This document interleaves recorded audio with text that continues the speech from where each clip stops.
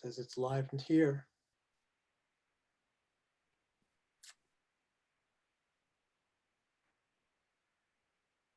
Okay, we're on. Hey, all right, we are on today.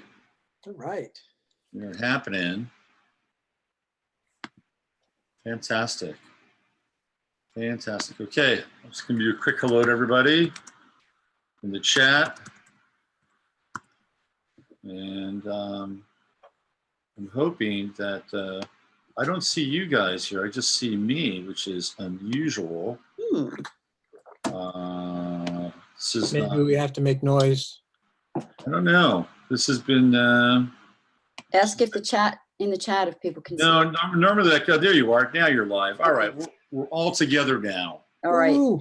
All together now. All right, it's good to be back. Be back with the Crimis, the lovely Krys and Steve, and aren't they looking great? Just adorable. Radiant.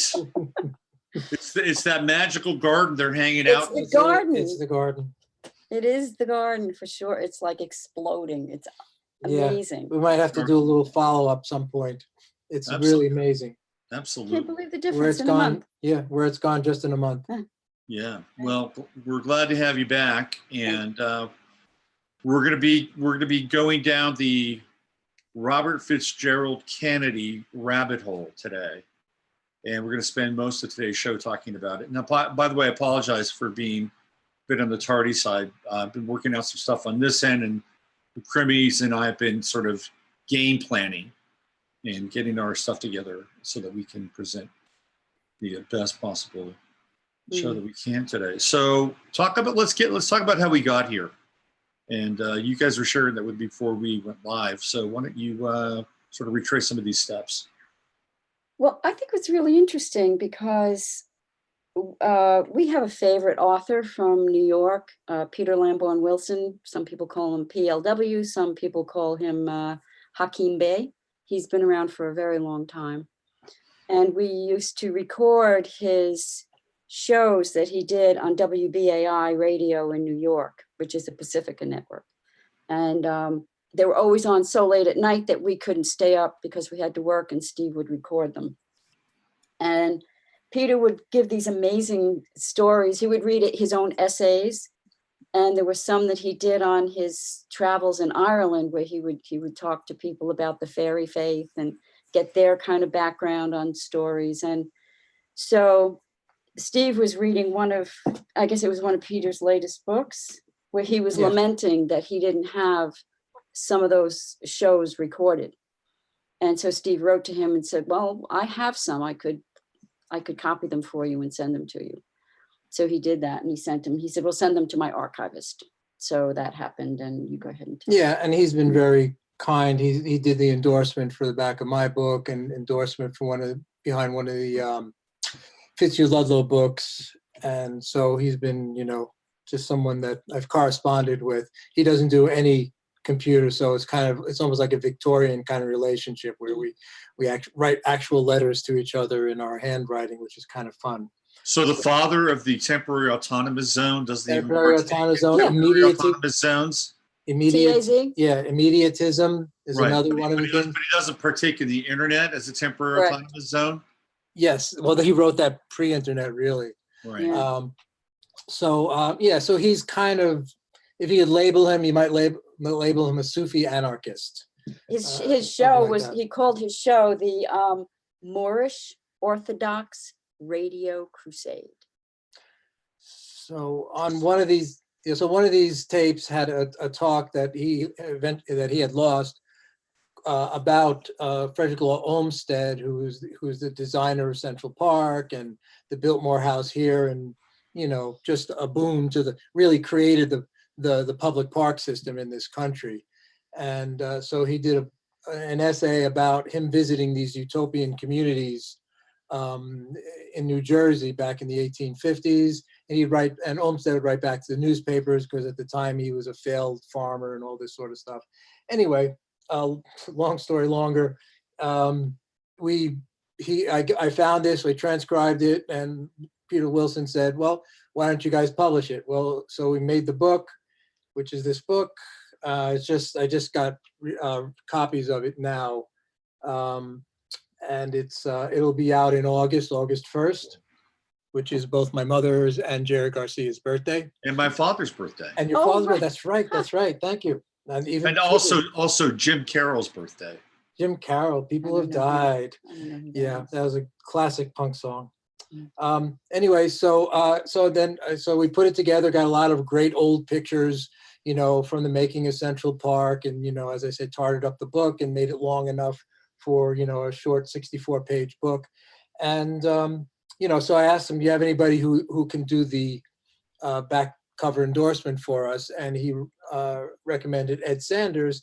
Ed Sanders is kind of a big counterculture figure, was a member of a band called the Fugs. Do you remember the Fugs? Tilly Kupferberg. Uh-huh. So anyway, so Ed Sanders was part of all that. He's also did a book on the Manson family that is now, I think it's a movie's just out now, on Might the be Manson something to look family into. that he Isn't that the Tarantino movie? No. Okay. No, it's a more of a straight up movie, and I think it was just at the Tribeca Film Festival. And as you know, we're in the 50th anniversary of that whole sequence of events. Yeah. The Manson, the moon Right. landing, Stonewall riots, and all that sort of stuff. Altamont. Yep. So yeah, 69, huge, amazing summer. So he did this book on Bobby Kennedy that came out last year, And this is what? which is the 50th anniversary of his shooting. So this week, June 5th, would be the actual 51st anniversary of Bobby Kennedy being shot, and then he died a day later. Died on the 6th. He died on 6/6. Right. So today he would be. Mm. So today would be then he was, in state in St. Patrick's Cathedral, Manhattan, because at the time he was a senator from New York, and then he was buried in Arlington. Right. That's So the really quick, if you take 1968 and transpose that becomes 24 and then 6. So Oh. he dies on 6/6/6.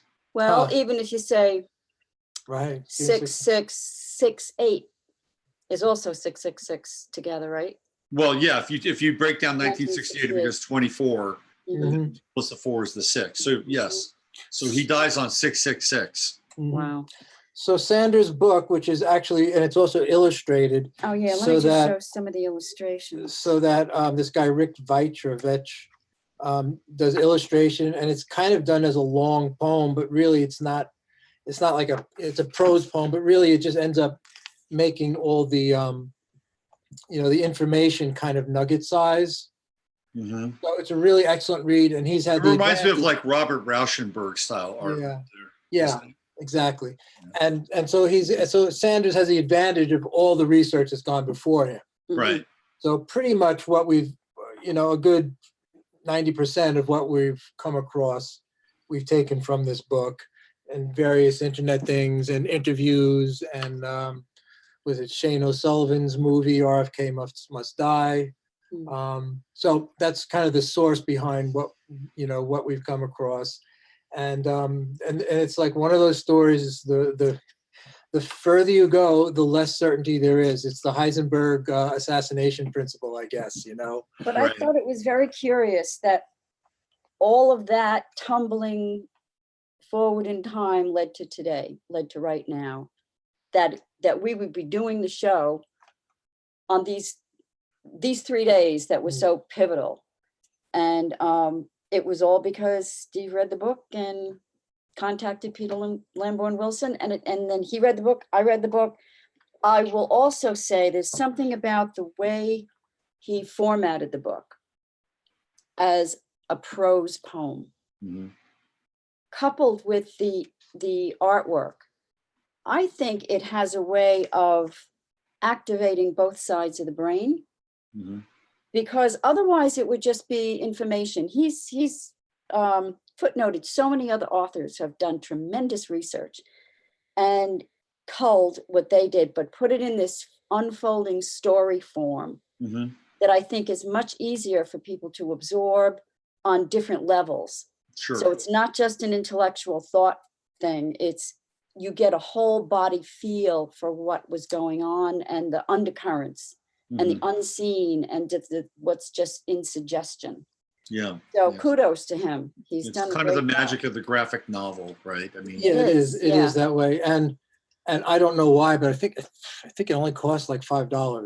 It's a hardcover. It's really very inexpensive. It's And only out a year. I don't know why, but maybe, yeah. Anyway, so that's a background of how we got here. And Yeah. of course we feel it's really, well, you've got that 68, of course, is a huge year.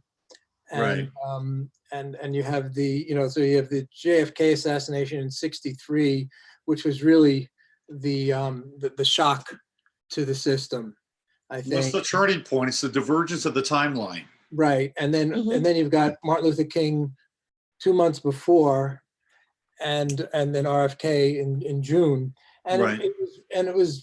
it's like that was the institution of the trauma fully embedded within everybody, because it really, really traumatized people. Because I think, well, part of my thinking anyway, is that you couldn't deny that something was up at that point. You could have just blown off, the JFK thing, but once you've got this number of assassinations and you can throw Malcolm X in there too, you can't deny the fact that something other than individual shooters are doing this at that point, right? So and I think that's a real deep trauma, and I think we realize that may have been the last chance for the current timeline that we're on to have been diverted. Yeah, I agree with that. I did a show with Regina yesterday, which is going to pop up in the next couple of days. And one of the things we talked about is, we talked about that time. And, Regina, I think, was born in the early 50s. So she was kind of more attuned to sort of what was happening. Like, I was 8 years old in 1968. And right. I was 10. So I kind of remember what was going on.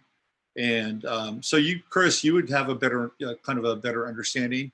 And one of the things that Regina and I talked about was that in many instances, it kind of felt like the end of the world was going on, because there was always this sort of lurking threat of the Cold War, right? Right. There was always this sense of, at any minute now, the United States and Russia could throw down. And then you have the succession of these assassinations that take place. And then you have the death of the rock gods that are kind of thrown in there. Yeah. And it creates really this sense of, well, who the hell cares? The whole thing is coming to an end anyway. We may as well just break on through to the other side, or do as thou will, right? I mean, there's a sort of sense of the looming of the death cult. Right. Future's uncertain. The end is always near. Yeah. And it accelerates the sense that people will begin to shirk some level of moral responsibility for the choices that they make, because they're seeing kind of a limited shelf life, right? They want to pack it all in. And there's this quote that Morrison, I used to play this on my radio show in Spreaker with Morrison. It's about a 90-second clip where he's talking to the audience. And he says, I want to get my kicks in before the whole shit house goes down in flames, right? And I think that was leading to a lot of what took place during that time. And of course, now we know that things did happen. It did happen. But really what happened was a result of choices and decisions that were made during that time, and how people sculpted and crafted their lives, and a lot of shortcuts. It was the time of taking the shortcut. Yeah, and I think that, so Jack Kennedy was the initial boom trauma. Yep. And then MLK. And then by the time they did Bobby, it's like it took that trauma, and what it did was it drove it deep into the soul of the collective. And then this spreading despair, like we're all fucked, it's just right. Exactly. There's it's nothing, over. If nothing you we thought can do. you had any chance of a higher ideal for this country, like we want to talk in this whole trajectory we're on here, talking about the spiritual origins of our country. Right. Here's where that arrow just went in and just blew up. Right. It was like the last fiber optic of hope, right? I mean, that was it. Yeah. Yeah. You know, blow the candle out. That's what Yeah, happened. and then you have to see the trajectory then from Bolshevik Revolution, Frankfurt University, Tavistock, here we go, mind control, MK Ultra. This is all about MK Ultra. This is all about mind control. Right. Because it will just break your heart to open up and look at what they did to this person, Sirhan, who was really a young man whose family had moved here from Jordan. He was Palestinian. They were Christian Palestinians. And there was trauma over in his own country. That's why they left. And they come here, and his ideal, his vision was to become a jockey. He loved horses and horse racing, wanted to be a jockey. So he got a job at a racetrack. And then there were a lot of course, thoroughbred horses and wealthy owners. So one day, one of the families that owned the horses wanted to come and see their horse run. And it was a very heavy fog day. Just insert 1966. This is September 1966. And ordinarily they would not allow the horses to run because it's too dangerous, but the family was there and they insisted. So this is when he has this terrible accident. Right, which happens during the opposition of his sun sign. He's a Pisces. Oh, really? Placed during Virgo. That makes sense. So he has a bad accident. He can't become a jockey anymore, right? He's got to give that up. well, he goes into the hospital as a result of this horrible accident, and it's downhill from there. And then I would like to back up and just read something that I think it was what Ed Sanders wrote. It was actually toward the end of the book, and I wanted to open with it and close with it because it sets the tone for the grief. Okay, before you jump in there, because we're going to jump into this whole thing, there's just one thing I wanted to kind of wrap up, like in the back end of the 60s. So once we have this kind of wild period and people, you know, doing as that will and everything is permissible, then what we see on the backside of that in the 70s is we have the corporatism of occultism. And that's when we have Est and Scientology really beginning to get their hooks into people. Yeah. And it's a very interesting time. And then of course we have a lot of the kind of the Hindu guru saga, which takes place in the 70s as well. But it's kind of like, okay, we've opened them up and now let's rein them in. So anyway, let's jump into this. And there's so much. We'll be bouncing all around, I think, because you can't help it. Yeah. It's like, oh, this and look at this and oh my God, look at this. But this touched me. It touched my heart. He said, after RFK was murdered, his closest friends seemed close to insanity. The grief was like a primitive stack of boulders on the soul. And the great singer, Rosemary Clooney, who was the aunt of George Clooney. Where does she show up again? She's going to come up again later. Right. With this guy, Jerry, right? Who's the husband of. Oh, right. So go ahead. This is an interesting connection. Go ahead. Suffered a breakdown. Uh-huh. And that whole sentence that really touched my heart. He really ends with the book and in the book with this phrase, and maybe we'll repeat it at the end. Just because, okay, when the movie Bobby came out, however many years ago, what did we say was 2008? We went to the theater and saw it. So I was 18 when the murder happened.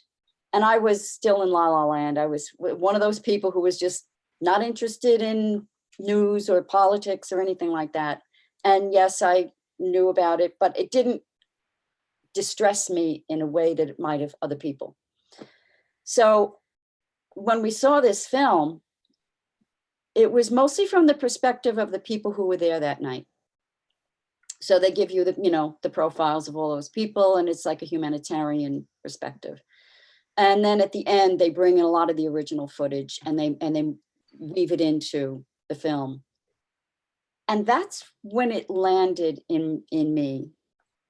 What had been robbed from us as Americans, and what really started this whole trajectory of this nightmare that we're in right now. And I hear a lot of people criticize Americans lately. It seems to be very popular for Americans to criticize themselves and for open season on Americans as a people. Oh, they're stupid. Oh, they're crass. Oh, they're vulgar. Oh, they don't know their geography, and so on and so forth. And I call foul on that, because the way I'm beginning to realize it happened was that, yes, we were the hope of the world, and this dark force came in and blew it all up, and just blew up the lives of average American people. And so it really hurts me in my heart when I hear people say that, because it's not the average person. It's these CIA and MK Ultra and all of these programs that are designed to extract as much as they can out of the humans. So there's that. Okay.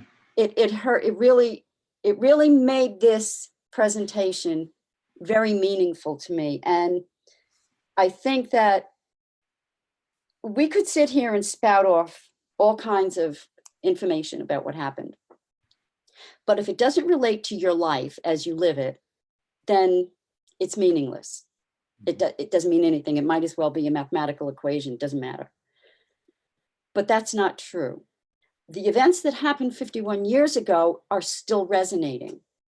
That bell can't be unrung until people wake up and just throw off the shackles of what cage has been built around us. And it starts with educating yourself and wanting to know. I have too many people say to me, oh, that's too dark. I don't want to know it. Let's just go smell these beautiful lilacs. You know, you've got all this beauty around you. I worry about you that you're thinking in this way. Why are you focusing on this dark part? Because it's consuming us. It's like, I saw a meme today where there's a person sitting in a room that's on fire. And someone says, oh, fire. And they're like, oh no, look, I'd rather look over here. Thanks anyway, you know. Mm-hmm. That's how I feel it is. In some cases, and I think you might agree, it's getting better. But this is, if we could look at it as, this is who we are because we've lived through it, we've experienced it. Those who haven't lived through it because they're too young can still understand that this is the soup we're swimming in.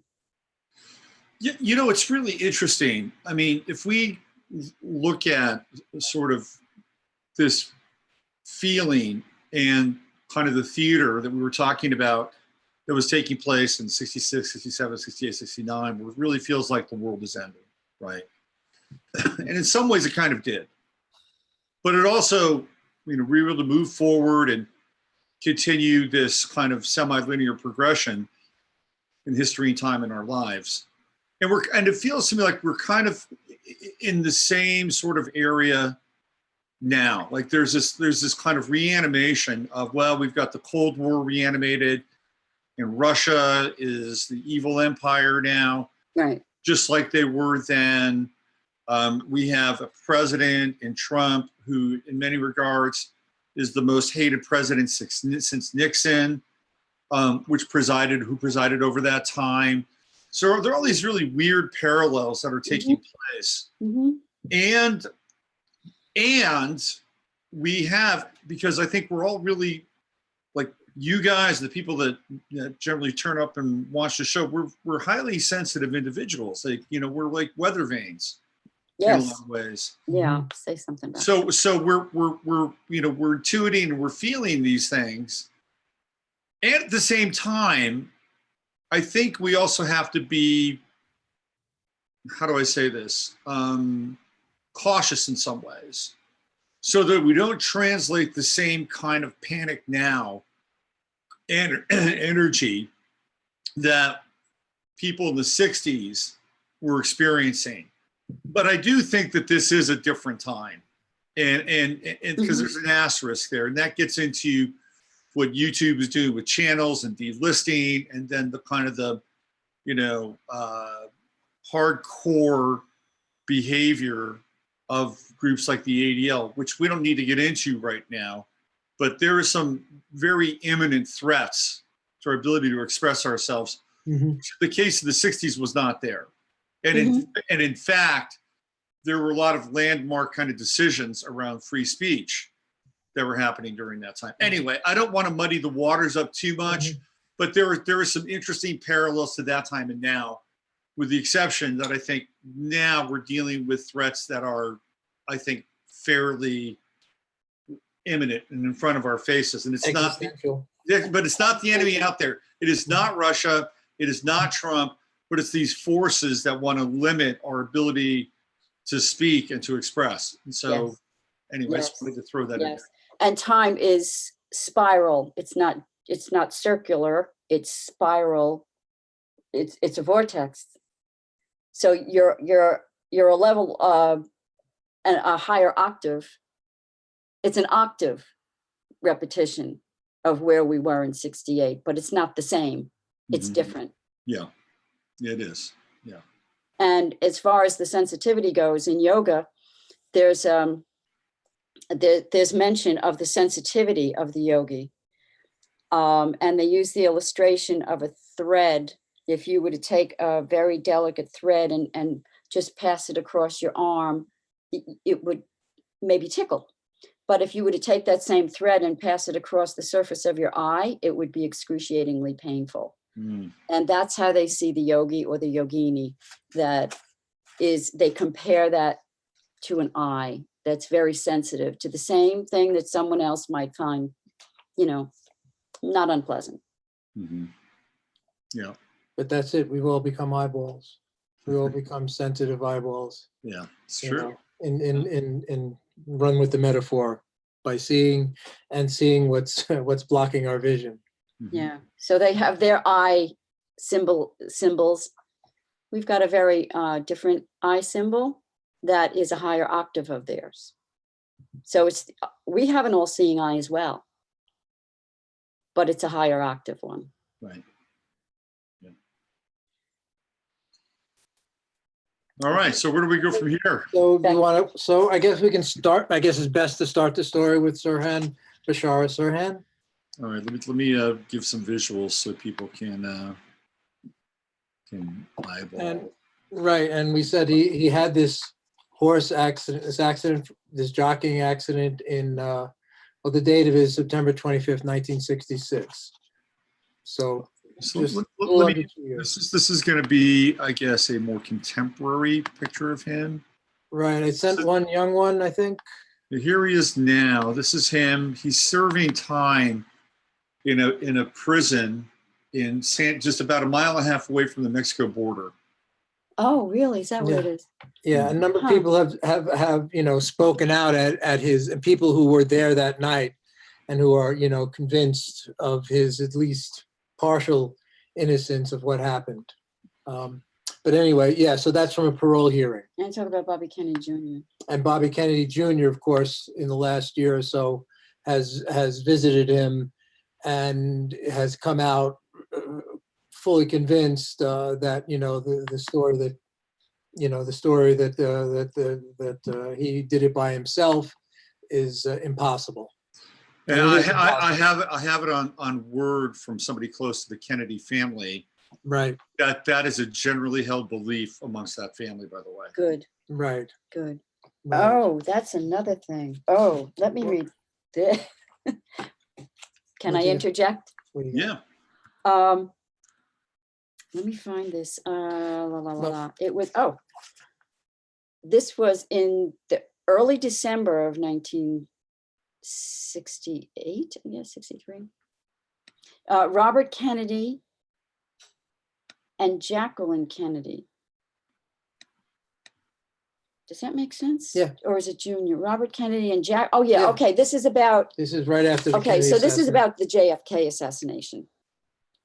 In early December of 63, Robert Kennedy and Jacqueline Kennedy sent a trusted family friend, William Walton, to deliver a secret message to the Soviet leadership on what the Kennedys considered the true cause of the assassination of the president, that there was a right-wing conspiracy behind the guns of Dallas, and that Robert Fitzgerald Kennedy would seek higher office and eventually seek the presidency to continue the voyage of peace that his brother had begun. Yeah. So I thought that was incredible that they actually contacted the Soviet government. Yeah, probably not a great move, to be honest I with don't you. know. No, I have no way of no. knowing. I think Jackie's duplicitous. I think if you Really? oh, absolutely. You go down the rabbit hole. She does not come up smelling like roses. Really? Okay, I know nothing of that. Not at all. Not at all. So you know the rumor, right? That JFK Jr. is actually the son of her at Onassis, right? No, I didn't know that. Oh yeah. Take a look at JFK Jr. He does not look at the pictures. He does not look like a Kennedy. Huh. Not at all. You know, so there's a really good book called The Gemstone Files by Jim Stone, and which I highly recommend if people haven't read it. And there's a lot of information in there on the Kennedy assassination and also Danny Casolaro and the Promise software and all that stuff, right? So one of the things that he talks about is the relationship between Jackie Kennedy and Aristotle Onassis, and they had a relationship. They were having a relationship while JFK was president, and there were a number of times where she would show up on his yacht. The movie The Last Tycoon with what's her name, Jacqueline Smith, right, from Charlie's Angels, and Anthony Quinn is the story about Jackie Onassis, Jackie Suzanne, and Ari Onassis. And Ari Onassis had been a long time Kennedy family associate. And he goes all the way back to when the old man was basically running speakeasies in Boston, and he had to get his liquor from somewhere. So he was getting Canadian whiskey from the Bronfmans. Oh no. And he was getting South American rum from Onassis and his ships. Oh yeah. Now, Onassis wasn't just making his money off of shipping. Onassis was also a heroin dealer. So Onassis was in deep and dirty. Okay. Gosh. And so Jackie was having an affair with Ari because he had been around. It wasn't like all of a sudden she discovered him and ran into his arms after that. So look at JFK Jr. Yeah. He does not have the jowly. Look at him and Caroline. They do not look like brother and sister. Okay. So it's another little dirty secret. And one of the other things that's covered in the Gemstone Files is the Mary Jo Kopechne thing, which we'll talk about. And the first person that Teddy Kennedy calls is Aristotle Onassis, and has him become the fixer for that event. I see. Yeah. Wow. Well, I mean, look, those marriages, they're more akin to, kings and queens and princes marriages, whereas, you deliver a progeny and the rest of it, the side stuff is up to you, obviously, with Jack Kennedy and all that stuff, right. And all his affairs, and why not her too? Why is she supposed to stay at home and and knit or something? Yeah. Well, it goes even deeper than that, right? There are people who have done a lot of research who believe that she was deeply involved in the assassination of JFK. Really? Oh, absolutely. Yeah, absolutely. I've never heard that. Oh, yeah. In fact, there's a theory, and it's a very far out and wild theory, that she is one of the people that's delivering a gunshot wound to his head inside the limo. So you can look it up. I mean, it's another rabbit hole you can go down. Yeah, right. Yeah, this is a big enough one. Why don't we stick to But we can't in some ways talk about RFK without talking about JFK. Of course. Oh, absolutely. Because if RFK becomes president, what's going to happen?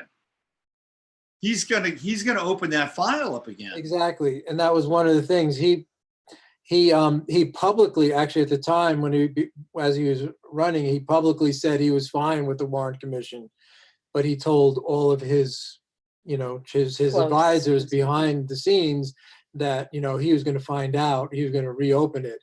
And of course, it must have been somebody behind the scenes who was a plant and who had known about that, which is, and maybe it's just a big motivating factor. I'm sure, how many motivating factors would you have needed for those people, not to have him president, especially, as he was running, and he jumped in after Eugene McCarthy, Eugene McCarthy was the main anti-war candidate, and he was hoping to combine forces with Eugene McCarthy to establish a huge anti-war movement. And here you have Nixon and Henry Kissinger waiting in the wings, right? And you've got Kissinger, stifling any peace agreements. That's right. Kissinger was just cop blocking the whole end of the war. And getting the fucking Nobel Peace Prize for his trouble. That's right. So let's factor him in. He's not going to let RFK get anywhere near the presidents if he has anything to say or to do with this thing. And Curtis LeMay is playing golf with Eddie Fisher, and comes up about, well, Bobby Kennedy might run. Oh, that bastard! He's going to be assassinated. So Curtis LeMay was a general.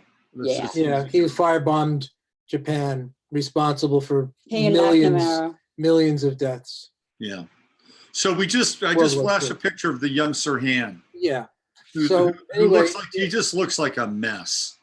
Yes. Right? The guy's a mess. This is right afterwards, after the shooting. Yeah. So you've got him falling off his horse in '66, which is the year of the horse, by the way. Oh, right. Was it? Yes, the year of the fire horse. So, which is the and then we come across our first discrepancy. So, his roommate said that he was in the hospital. He was gone for 2 weeks, and yet the official story was that it was 2 days. So that's the first discrepancy, and it's riddled with discrepancies, this whole story. Mm-hmm. And he says that when under hypnosis later, when they were officially hypnotizing him to get memories out of him, he said that he met a strange man at the hospital who had a turned down mustache, and that the hospital was a prison-like setting. And that this man first introduced the idea to him that government officials needed to be killed.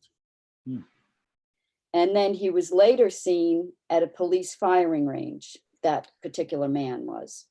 Right. And we're not sure if that's Martin Orin. Well, right. So because we think that one of the possible candidates for the person who did the programming of Sirhan was a guy named Martin Orin, and he, according to Fiona Barnett, who's Australian, like the Australian victim, like MK Ultra victim. Yes, she's very much like Kathy O'Brien, and she's been spilling the beans for years, and her stories are almost or even more horrific sometimes than Kathy O'Brien's. Mm-hmm.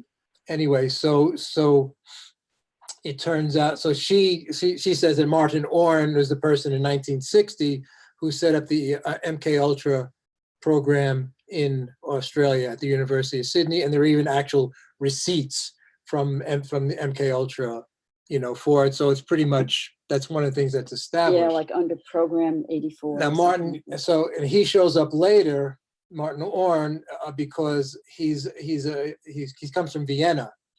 As a child, his parents leave in Austria before World War II, like 33, 34, something like that. And then he becomes a psychologist, and he has this Viennese, very strong, pronounced Viennese accent. And when we get into the even weirder story of Candy Jones, she says that she sees this guy, Martin Orin, with Rosie Greer in the Ambassador Hotel either the day of or the day before the assassination. And she sees Rosie Greer driving him around. Mm-hmm. So he was around. So a lot of things point to him being the person from the CIA He's a psychologist or I think he's a psychologist. So Orin. one of those fine Viennese psychologists coming here doing so much good. Right. Right. And so he also introduces shortwave radio to Sirhan. So you Sirhan. want to take that? Right. So Sirhan becomes obsessed with the shortwave radio. And then he also did automatic writing. Mm-hmm. And he would do it sometimes when he was listening to the shortwave radio. So he would go into a trance that perhaps whoever he was connecting with on the radio was trancing him. Mm-hmm. And he would do this automatic writing. And apparently he was one of these people who was very easily hypnotized. So He's there were, a Pisces. oh, sure. Yeah. Sure. No, this is not a knock for Pisces, but they would be open, right? Right. That makes to sense. altered states of consciousness because of the fluidity. Fluidity. Of time. Yeah. Fluidity. Right. So apparently there are groups of people who can't be hypnotized at all. And then it runs the gamut. And then Sirhan was one who was categorized as very easily hypnotized, as was Candy Jones later on. So he lived with his mother in Pasadena, and he dropped out of sight for 3 months in 1967. So when you listen to these people who do this kind of programming, they say 3 months would be plenty of time if someone is easily hypnotized, that's the framework within which you can program someone to be a killer. Mm-hmm. And yeah, we could do that in about a couple of months, 3 months, that could be. So there's that. Right. And so all his notebook stuff, it seems that a lot of that, all that automatic writing comes probably because he doesn't remember doing it. So he would go into a trance while listening to the shortwave radio, possibly connected to this guy, Martin Orin. Mm-hmm. And just notice, I do not put the word doctor in front of any of these guys' names anymore because they don't deserve anything. They're stripped of we have stripped them of their refuse. doctorates. Is there, Branded. there should be a So there's picture of some of that automatic writing? As a picture of Yeah. Martin Orin. I'm trying to get Sirhan's chart together here really quickly. Let me just do that, and then I'll punch up the writing Good. stuff. That would be helpful. I'm sure people would appreciate to see that. Okay. Yeah, so let's let me do this. All right.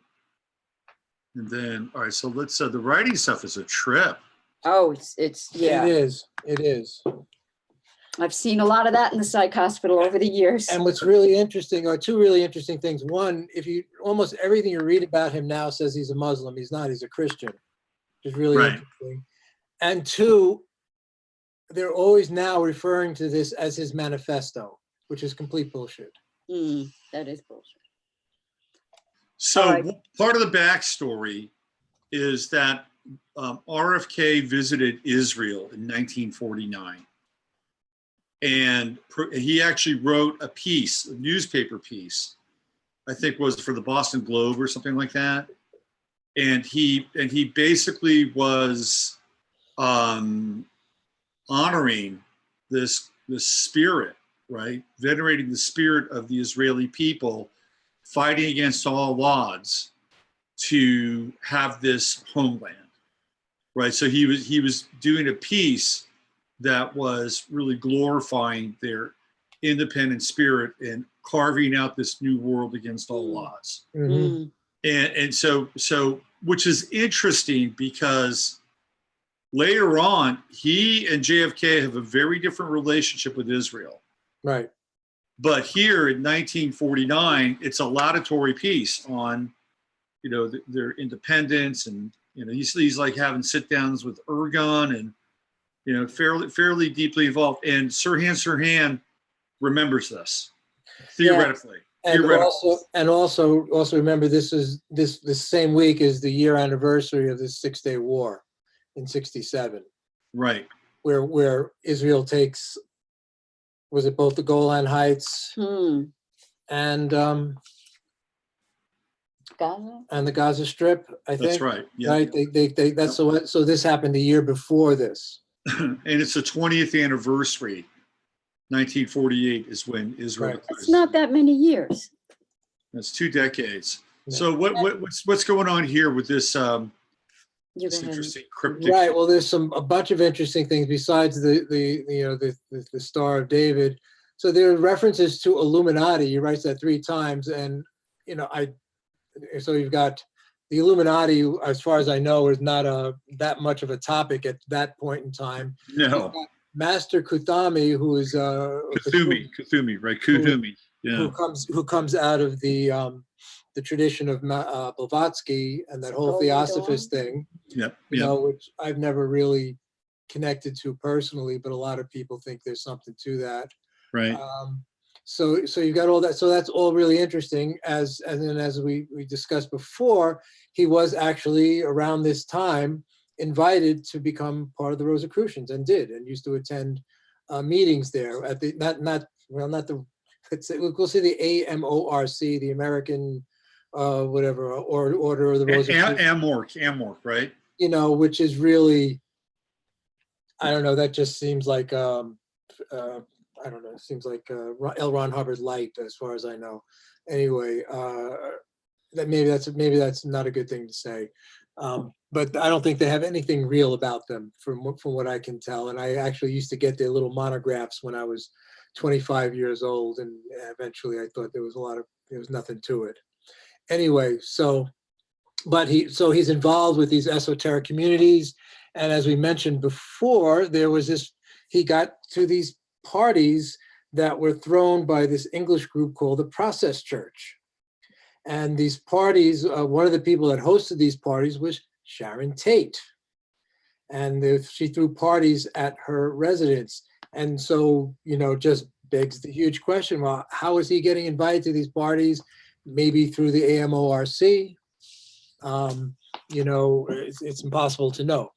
But anyway, so there's this, as you can see from this writing, there's this definite occult connection that really doesn't come out in too many ways. The stated reason, he had a clipping about Bobby Kennedy giving sort of, some sort of support in a speech to Israel in his pocket.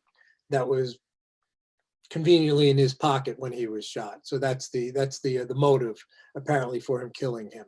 In the mainstream story. Well, I thought it was notable that this was an English satanic group, satanic cult. And you mentioned earlier, Robert, something about the Process Church and a connection with Paul McCartney. Yeah. So there was what was a magazine they were doing? The Process Church was doing this magazine, and McCartney was involved in the publishing of the magazine. Mondo 2000? No, he wasn't involved there. As far as I know, that was a Queen Moo operation. They were doing this magazine, and I think McCartney was putting up the money for the magazine, or at least version 2.0 was putting up the money. Yeah, which Paul, right? Yeah, right. What's interesting on this piece of paper here, he's got the name Abdul Wahhab. Isn't this the guy that started Wahhabism? Quite possibly. It's possible, and I'd have to go look that up because I'm not absolutely sure if that's the same Wahhab, but it's possible. Again, him being a Christian, it doesn't make too much sense, but who knows if this is all driven into him. No, if he's a Christian, neither does the Illuminati or the Cthulhu stuff or right. Or whatever Northern Valley is, and then he's just got this sort of, it seems like, let's do it. It seems like they were just drumming the it's like, that's how the programming was. Doesn't this sound like something from a Beatles song? Let's do it. Yeah. Right. Yeah. Why don't we do it on the road? Yeah. Interesting. Then we have, what is that, 50 Basin? Yeah. And I don't know that. And then there's this Is that a coinage Basin? And then somehow 1453, 400 years later is 1853. That I can't make any sense of that. And then the numbers on the bottom, which may be a phone number. I don't know. 88 417. Those are years. Goes to 477, right? Isn't that what that is? At that time, where there were only 6 numbers in a phone in California, I don't know. There was a time when it went from 6 to 7 numbers, so I'm really not sure. Interesting. And then he's saying, about how much will it cost? And what does that say above it? I can't make out what those words are. Something gotten? Gattis. I don't know. Yeah, Anyway, I don't know. so I guess you could Oh, spend a lot of Gattis, time, but Gattis. they're bizarre Let's enough to do it, Sirhan. to be worth looking at. Yeah. Interesting. Well, I think another thing that really disturbs me is that they took this innocent person who was struggling to integrate into the country, to get a good job, to make a life, and they just blew up his life. They stole him, and they stole his life, and they stole his soul, and they're still doing this kind of thing. This is why it's relevant. Mhm. I think this stuff just happened 50 years ago and then it ended. This is still Right. happening. Right. Yeah. And And they now, destroyed his life. now it's getting more and more difficult to talk about all of it, right? Of course. Yeah. Because, well, what do they say when you're over the target? Mhm. That's when you get the tape over your mouth. Right. Yeah. It's true. Was there another piece of automatic writing? Well, I think I sent What about three the images diary? of it, and Oh. one of them was with the RFK must die written over and over. That's a really important one. I got to go back into your email because I thought I downloaded them all. Hold on. Let me see So if- we'll just describe it then. While you're looking, he was writing in his spiral notebook as he was on the shortwave radio.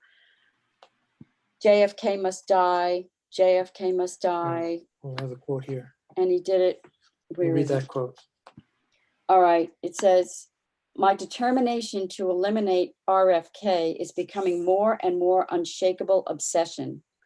Port wine, port wine, port wine.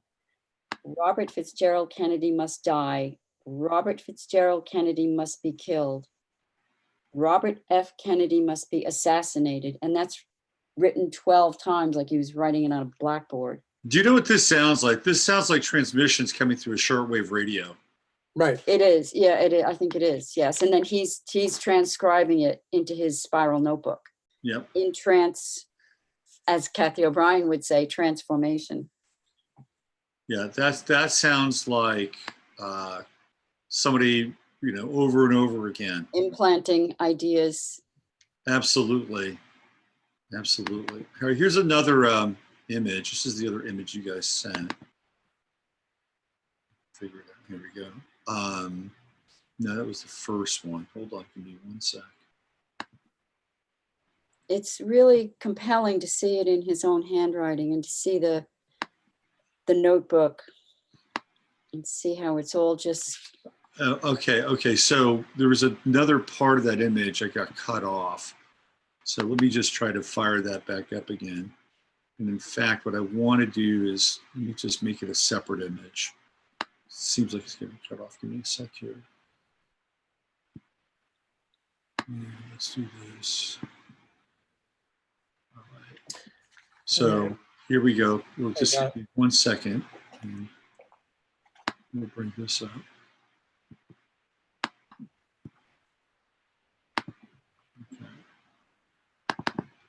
Here's the bottom part of that was getting cut off. Oh, that's the do it part. We've already seen that one. Okay, my God. Sorry about that. Okay. I'm just having to go through this. All right. And while I do that, I'll just mention there's another candidate, or maybe he had more than one programmer. There's another one named William Joseph Bryan Jr., who had bragged that he was the one who hypnotized Sirhan Sirhan. And he was actually found guilty of sexually molesting 4 of his patients. And it was one of those patients who spilled the beans that he was bragging to them or to her that he was the one who had hypnotized Sirhan. And apparently he was a really awful person as well. Here we go. So we have May 18th, right, 9:45 a.m. 1968. Can you see so this? that's the one so that's the one with the repetitions, and then the famous one towards the bottom. He must be assassinated before the 5th of June, and he gets assassinated on the on the shot on the 5th of June. This is total programming here. I mean, Isn't it? oh my God, look at this. Isn't it? What's going purple. on? What's going on here? Yeah, what's up with that? I was wondering myself, because it's there's one to the left, a smaller one in the middle, like barbells, and then the more complex one on the right. Well, the fingerprints of Gemini are all over this thing, right? It happens during the month of Gemini. JFK was a Gemini. There's a ton of Gemini symbolism that's associated. It's like a mirror event. And of course, the death occurs ultimately on 666. Right. Even if you just take out 68, you get the 2 6s, which are the mirrors of Gemini, or the mirrors which represent Gemini. Gemini being 6th month, right? So this gets right into this whole, because I'm big on Gemini being used as an occult code. Because it's all about duality. And this has nothing to do with people that are Geminis, but it is. Thank you. Jacques. Right. Gemini, you get the pass, right? You get the whole pass. You get grandfathered into. Anyway, it's an occult operation. It's about duality. It's about black and white, right? And using the magic of duality in order to fill in the blank, keep people separated, duality game going, and then come in at a certain point and become the resolution of duality. The people who say, okay, well, the Hegelian dialectic, which is a Gemini principle, they become the third part of that dialectic, problem, reaction. Well, here, we're the solution. We created the problem. Now we're your solution. It's all Gemini-based stuff. And these people, they theoretically know what they're doing around this. They know what they're doing, and he didn't have a chance. And every aspect of this story has 2 guns. There are 2 guns. That's right. Yeah. And there are 2 mutually exclusive versions of almost every aspect of this story. Right. Yeah. There's another image you guys included. Let me track that down. And this is, let me just see. I think it's the same one. Is it the same one? No, it's different, but he's doing the same thing over and over again. Or is it it's part of the evidence. Yeah, there's a third image that was in there, right? Yeah, it's part of the evidence. So it's kind of like Exhibit A, case number 2334. That's what so it's William G. Sharp, County Clerk. It's the same thing. It's just an evidence. It's kind of a. Yeah, I think I may have brought that in because it was like a little clearer or something. Yeah. Okay. It's the same thing, pretty much. Well, we can kind of maybe we just move from there into the day. Well, all right. Here's a question. You were trying to put together his chart, and do you want to check with the chat? Yeah. Before we do that, you brought up Martin Orin, and I just want to give people a visual on him too, because you included his picture. So let's do that. And here's Orin. This is right. What you're talking about. Because he also fits the description of that's him as a freshman at Harvard. Oh, Harvard. Looking lovely, looking like somebody that he'd love to room with. He looks like a smug prick, doesn't he? Somebody just like to slap. Yeah. What do they call the eyes where the white is prominent? Senpaku. Senpaku eyes. Senpaku eyes, yeah.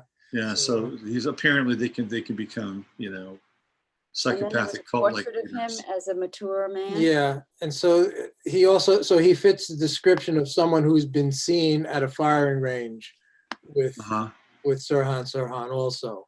Somebody with a turned down mustache.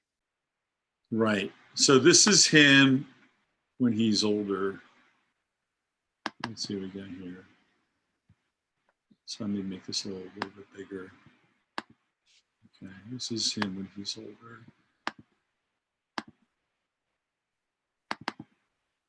There he is. Yep, and he's still a prick.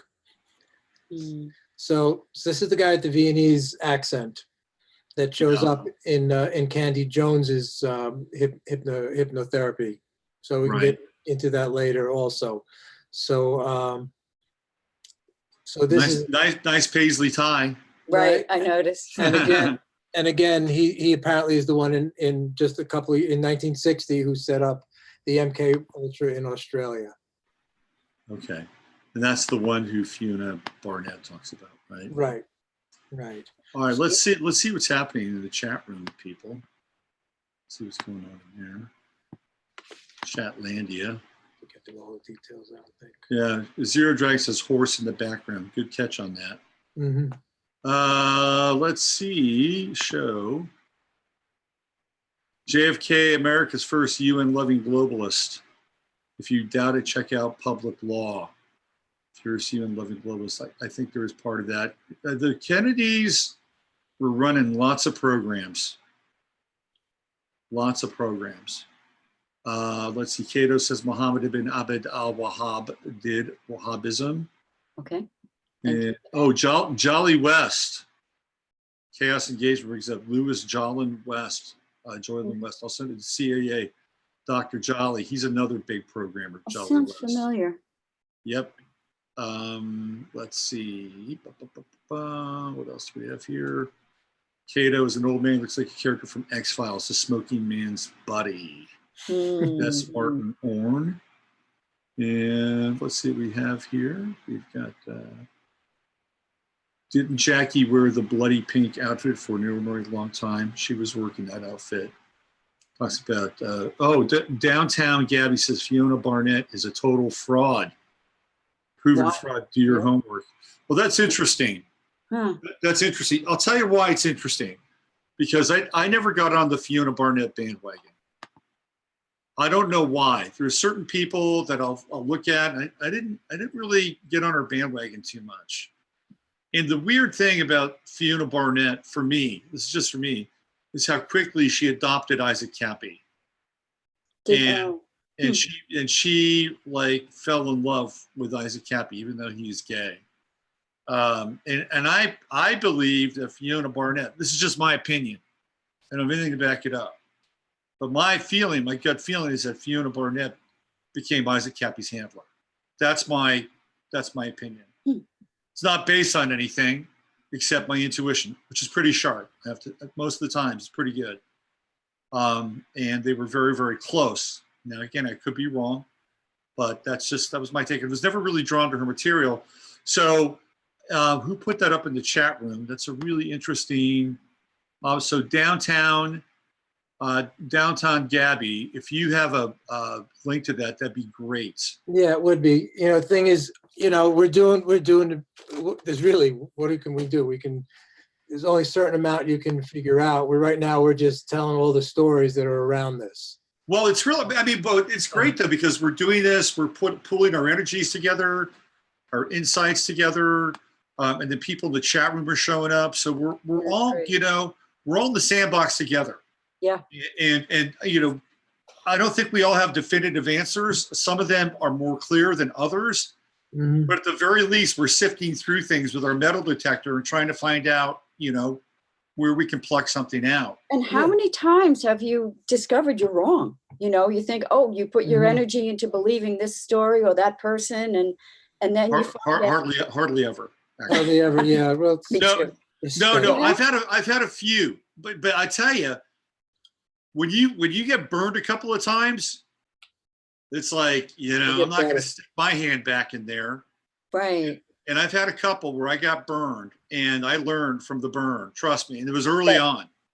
So you got behind someone and believed in them and turned out that they were not who they presented as? It was one event in particular, and it really flipped my switch in a big way. And it had to do with Alex Jones. And this was back in, I think, 2009. And there was this really strange event that happened in a town, I think in North Dakota or Montana. I think it might have been Montana. And there was a small town that didn't have any kind of industry. And they built like a pretty significant prison in this small town. But nobody got in trouble there. They didn't have any business in this prison. It was more than a jail. It was a prison. So this group went in and theoretically bought the prison and were going to run this prison. They all sounded like they were from Russia. They had a weird car, and the whole thing sounded very dark. It's like, well, what's going on here, right?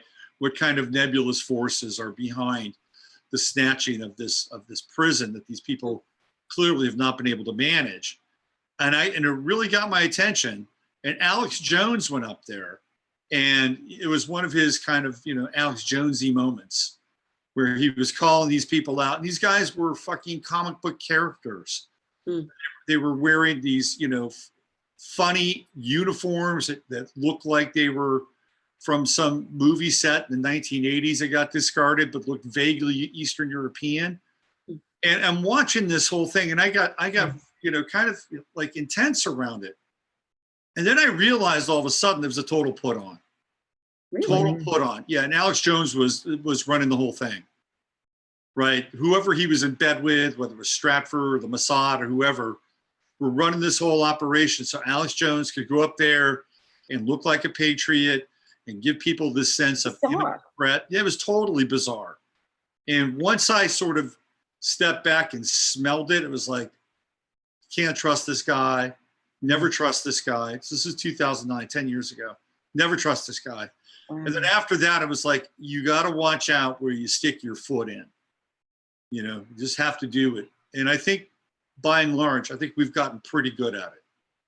Yeah, I think that's why at the beginning of all these, we always like to open by saying this is an exploration and we're all trying to learn, because we're trying to get up to speed for what's been going on for the past, almost 70. So for, my 70 years, I've been buying the mainstream story while I was growing up, and then slowly maturing and realizing that people don't always work in your best interest. They work in their own best interest often.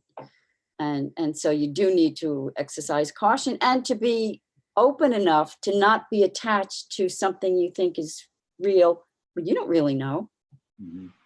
I think what happens is people end up identifying somehow with other people's stories and then feeling that they're diminished if they're proven wrong.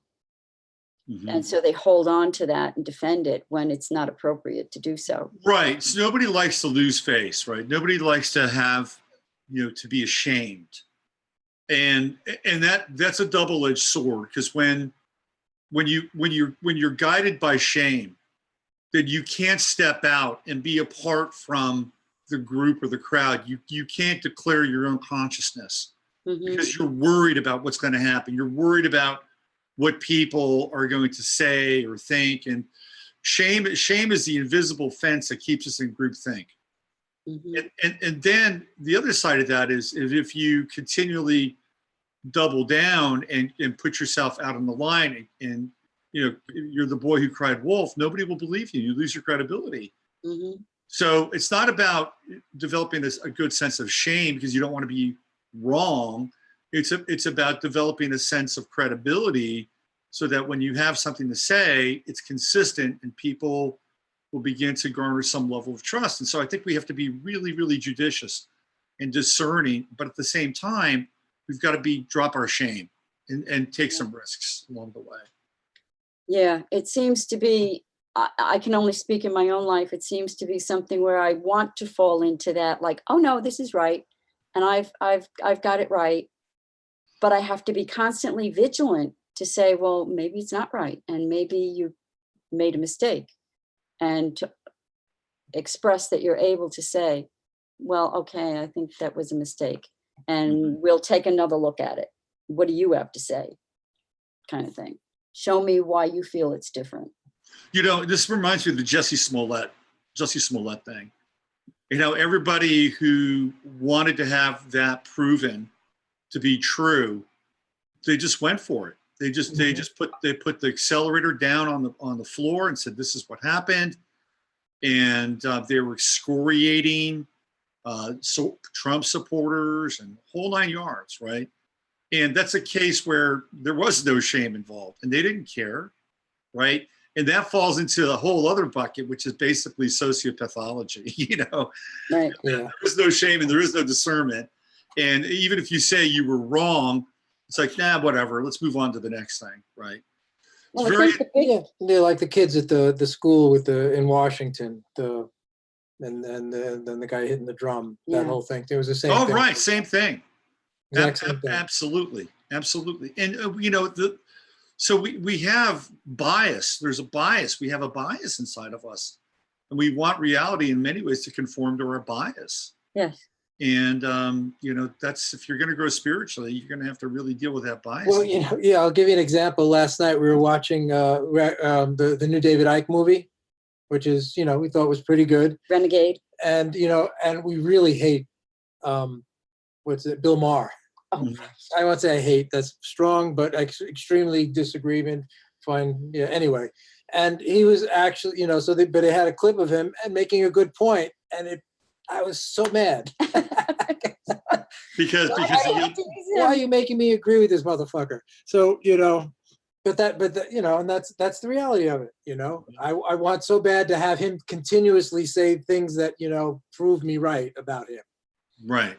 And so there I was. So I had a face and said, yep, you got a point here, Yeah, this is where it gets really tricky with Trump. Because with Trump, he'll just flip back and forth all the time. I know. And he'll do stuff you'll like a WTF, right? Mm-hmm. Then he'll do something else. It's like, wow, that's really interesting. Well, that's brilliant. Yeah. So the one thing, this is when you guys sent me that thing about the Victor Hanson Davis, that interview. Mm-hmm. One of the things that really came through was the unpredictability piece. Mm-hmm. And Trump is very good at sort of he's like, if you want to get into the bias dojo, Trump is your master in a lot of ways. You can learn from that, from that experience. Let's get back into, should I do the chart stuff, or do you have some more stuff? Yeah, I'd like to see it. Yeah. Okay, so first of all, what I wanted to do, go ahead, Steve. Yeah, no, so it's just, what we have is kind of like, what he did that day, but get into the chart. I think this would be really interesting. All right, so what I did is I put Sirhan Sirhan with RFK's chart. Oh, good. Oh, wow. So they're linked together, and Sirhan Sirhan is in the middle.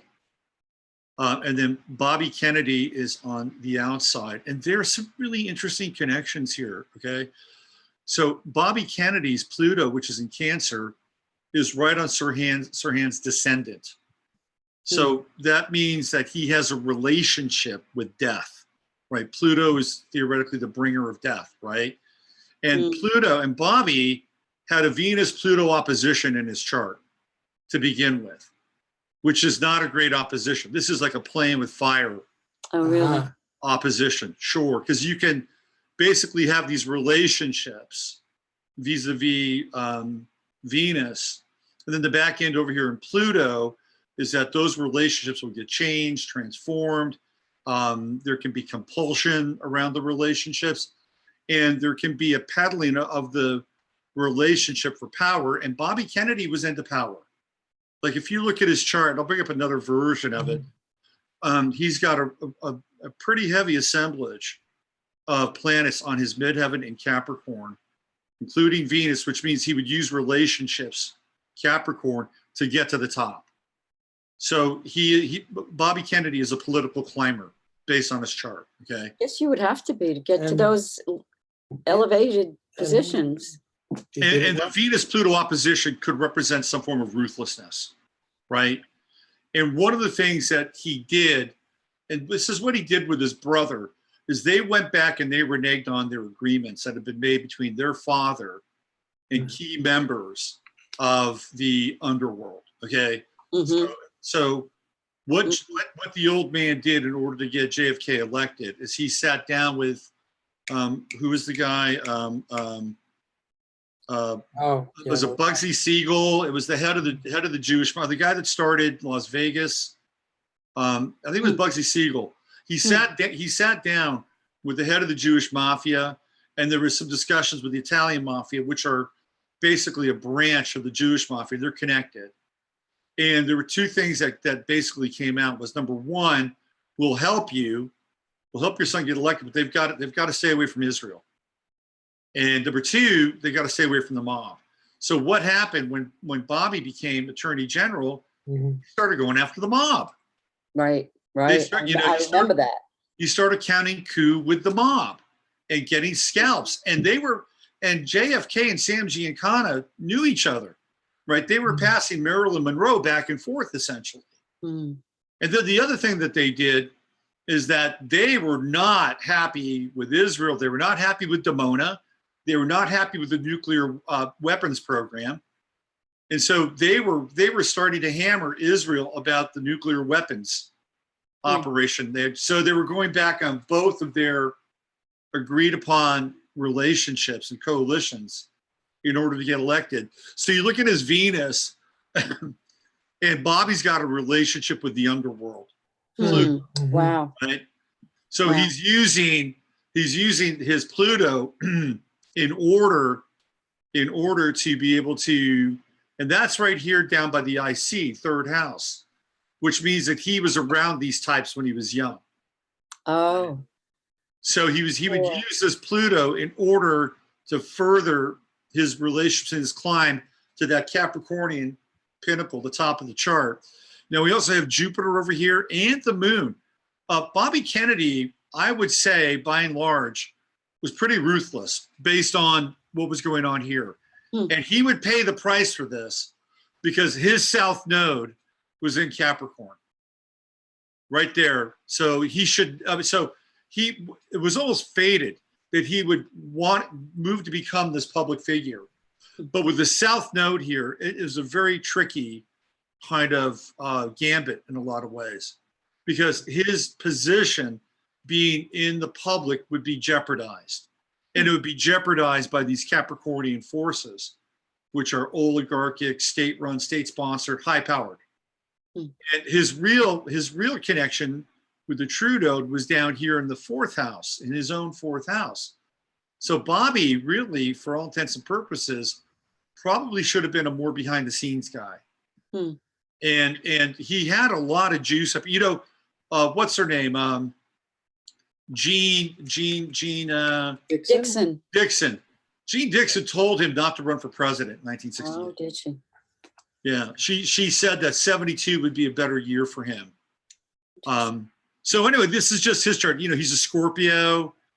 He's got Saturn in Scorpio, and he has both the Sun and Saturn in the seventh house. And Mars in Scorpio too. Yeah, Mars and Scorpio too. Look at that right here on the descendant, right? Wow.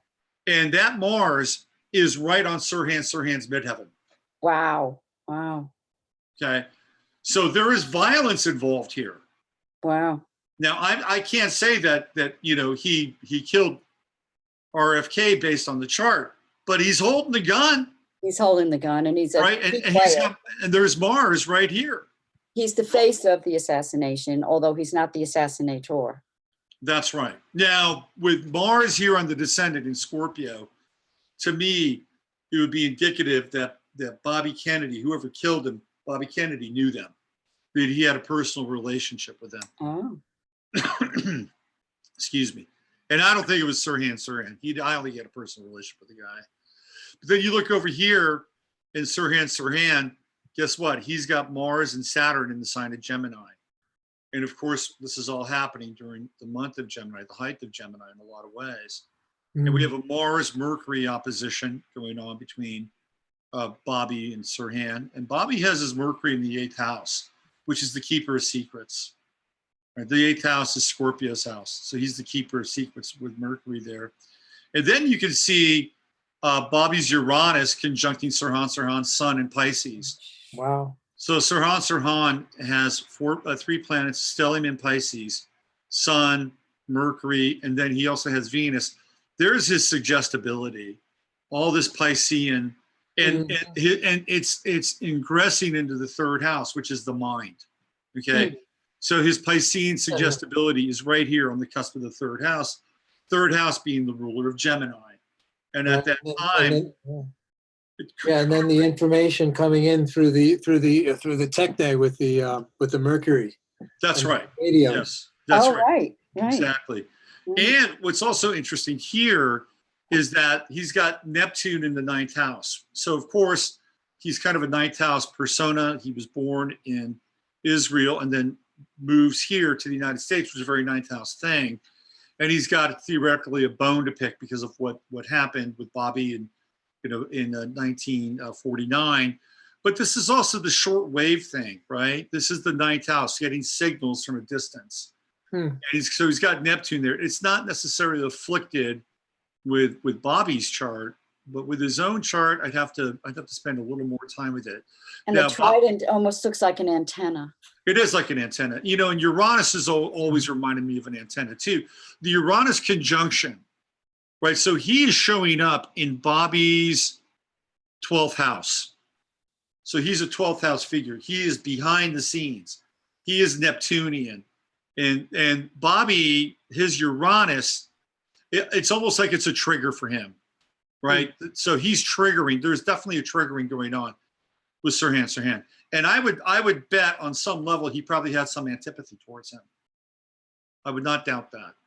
Now, if he was involved in some kind of 2-week sort of breakdown in the hospital, they could find that out very easily. Right. Sure. I think that was right on the surface, actually. He was very troubled by his decisions around Israel. Yeah. So it's a very interesting chart here. And of course, we have Bobby's Venus right on his ascendant. So this is we have Venus on the ascendant and Mars on the descendant in the midheaven. Holy smokes. I mean, this is kind of fated right here. So he has a relationship, and Sirhan Sirhan also has the moon in Capricorn, which at times could be a bit disassociative. It's the distant mother or the distant land, your homeland, the place that you grew up and wasn't very warm, wasn't very inviting. And, and Bobby Kennedy's family, his upbringing, the fingerprints are all over his midheaven, right? Because Capricorn represents kind of the patriarch in the family. And it's all up here, all up in this area. So I have another chart, which is the actual chart of the assassination. Let me get into this. This is RFK with, so this is the moment of death, right? Theoretically, this is on June 5th, when the shots are, not on June 6th. So this is when the shots take place. And it's, let's see. No, let's see. Hold on. It's going to be this one right here. So this is when the shots take place. What's really interesting is you can almost see like the trajectory of the bullets. Well, you can almost see all over the room. You can almost see like a pentagram in here. Yeah. Right. So, you can get a better sense as to RFK's chart. He's on the inner ring here, where you can see. This is where you can see the south node right on the moon. And then you can look at sort of some of the factors that were involved. So this is his 12th house. And at the time, the true node and Saturn were transiting through his 12th house. Now, if Jean Dixon was an astrologer, which she was, in as much as she was a psychic, this is what she would have seen. This is why she would have told Bobby Kennedy not to run. It would have been Saturn in Aries in his 12th house. Saturn conjunct his own Chiron, right there in Aries. Violence, and Saturn is, ruling structures, oligarchies, all the stuff that we know about Saturn. And there it is. This would have been a terrible time for him with Saturn in his 12th house. No, you want Saturn to get out of that 12th house. Like in astrology, anytime somebody has Saturn transit in their 12th house, it'd be great if you could take about 3 years off, to be quite honest with you. To just get out of your life, get out of your workaday world, and focus on really what's going on deeply inside of you, okay? This is a dangerous period for him because of what's going on with Saturn. And what we see up here is we have Jupiter, and we have Venus, and we have the moon squaring against Saturn. That is ambition. That is ambition. His ambition was driving him in a way that he couldn't see where he was going. Now, he should have waited until 4 years later in 72, right? So that's going to be 3 years is going to be here. So Saturn's going to be right down here in the second house in the sign of Gemini. So it's a much better position for him. and it actually gets into some of his brother's material in Gemini. So this was a bad career move. And Jean Dixon, I think, was right. So she would have been looking at making charts, progressing ahead into the future. That's how she would have known. Yeah, I mean, that's what I do with people too, right? I mean, I look at what's going on. And anytime Saturn's going through the 12th house, you're dealing with the past 30 years of your life. You're dealing with things that have happened, have not been resolved. You know, it's like the 12th house is like a Bordeaux. And when Saturn is going through there, it's dredging up all this stuff. Okay. So this is a dredge of violence in the 12th house and dealing with very powerful figures. So he would have been in his best, I think, in his best interest to lay low. Transiting Neptune was on his sun at that time. So he didn't know where he was going. You know, when you have Neptune Sun conjunctions, it's very, very hard to kind of see what's going on. You could be inspired, really inspired, and you could be really, really delusional. And he was going through a Neptune square at that time. So there's a lot of deception going on here. And not just deception, but there could also be betrayal with a Neptune square and Neptune on the sun, right? And which maybe gets into this Rosie Greer stuff that you probably want to drop into a little bit. It keeps troubling me because it was only mentioned in one place and no commentary about it, but it's like the 800-pound gorilla in the room, you know? Yeah. And Candy Jones, I think, revealed it under hypnosis through her alter, Arlene, right? Right. And that's another one that, you know, another wild story that may or may not, you know, be real. Right. It's so wild that it's hard to believe. And here we have the Mars-Uranus square as well, which is, you know, that's tricky. That's sudden, right? It's like bang, yes, very quick, and it can be quite violent as well. And a hard angle. Yeah, that's a square. And then we have the Mercury opposition. So to me, this is retribution. This alignment in Gemini is retribution for Mercury in the 8th house, which is where he kept his secrets. And this is legalities too, right? Legalities in Sagittarius. So it's a very complex chart, but I would say by and large, to me, it's indicative of him really not running for office. If he was really, really smart, he could have taken Jean Dixon's advice. And maybe this is just the way this thing had to play out, but he should have waited. That's my 2 cents around the whole thing. All right. So thanks. That was helpful. Yeah. So we got a bunch more images. Where do you want to go next? Well, I guess maybe just kind of finish up on Sirhan with what happened that day, and we can probably go through it fairly quickly. Yeah. Because he spends that day between 11 and 3 at a shooting range, and one of the things that people notice that he's shooting rapidly from a crouching position. All right, so which is an odd thing. But no one knows, nor has he remembered under hypnosis what he did between 3 and 6. At 6, he goes for dinner. Actually meets, runs into someone who was where he went to college at Pasadena City College, and he met a friend of his there, a guy named Gaymard Mistry, who was also part of the foreign students group there, and they end up having dinner together. And they go for a walk around the campus, buy the newspaper, which is probably the newspaper he was carrying at that time. And he does remember that at the time he didn't really pay attention, but he was carrying an object that Mystery says that Sirhan was carrying an object that had something to do with either a bullet or with a gun. He wasn't really sure. But it just seems like Sirhan is just kind of relaxed, and Sirhan says, "Oh, you want to spend the evening shooting pool?" So this doesn't really sound like somebody who's got, assassination on his mind. Right. His friend, says no. Then somehow he ends up at the Ambassador Hotel, and he ends up having 3 Tom Collins, and he's not a drinker. Now, and the last thing he kind of remembers is sitting in his car thinking he can't drive. He's too out of it to drive. And so so he remembers nothing, in regular time between sitting in his car and then the scuffle after the gunshots. So he has no memory of any of this. Mhm. Now, then he goes through something like 60 hours of hypnosis, years later. So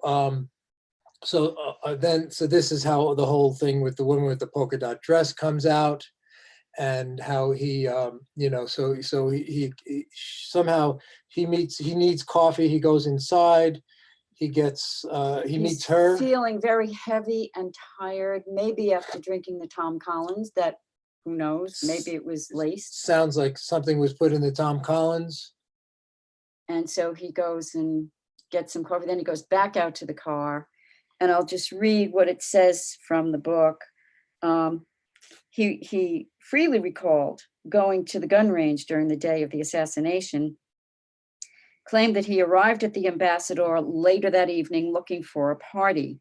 Dr. Brown states, and that's the person who was regressing him after the fact, trying to gain information, that Sirhan recalled, now I'm going to another area. I don't know the name.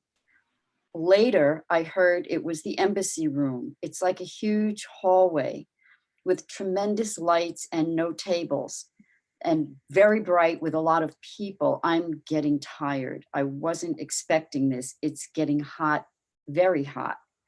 I want to get a drink. Then I see a makeshift bar area. This is still Sirhan talking under hypnosis. I see a bartender, a white smock. He looked Latin. We just nodded. I told him what I wanted. It's like having a relationship with this guy. So maybe was the bartender a plant? Tom Collins. I think it while I'm walking around. This bartender, he wasn't looking for a sale. He wasn't talkative. And it's like he's communicating with gestures, a nod after I paid for it. So those are signals that it could be, an MK Ultra thing. You have to even wonder if Tom Collins is a cue. Is a right. Trigger. I'm still looking around. He didn't make the drink right in front of me. He made it and brought it over.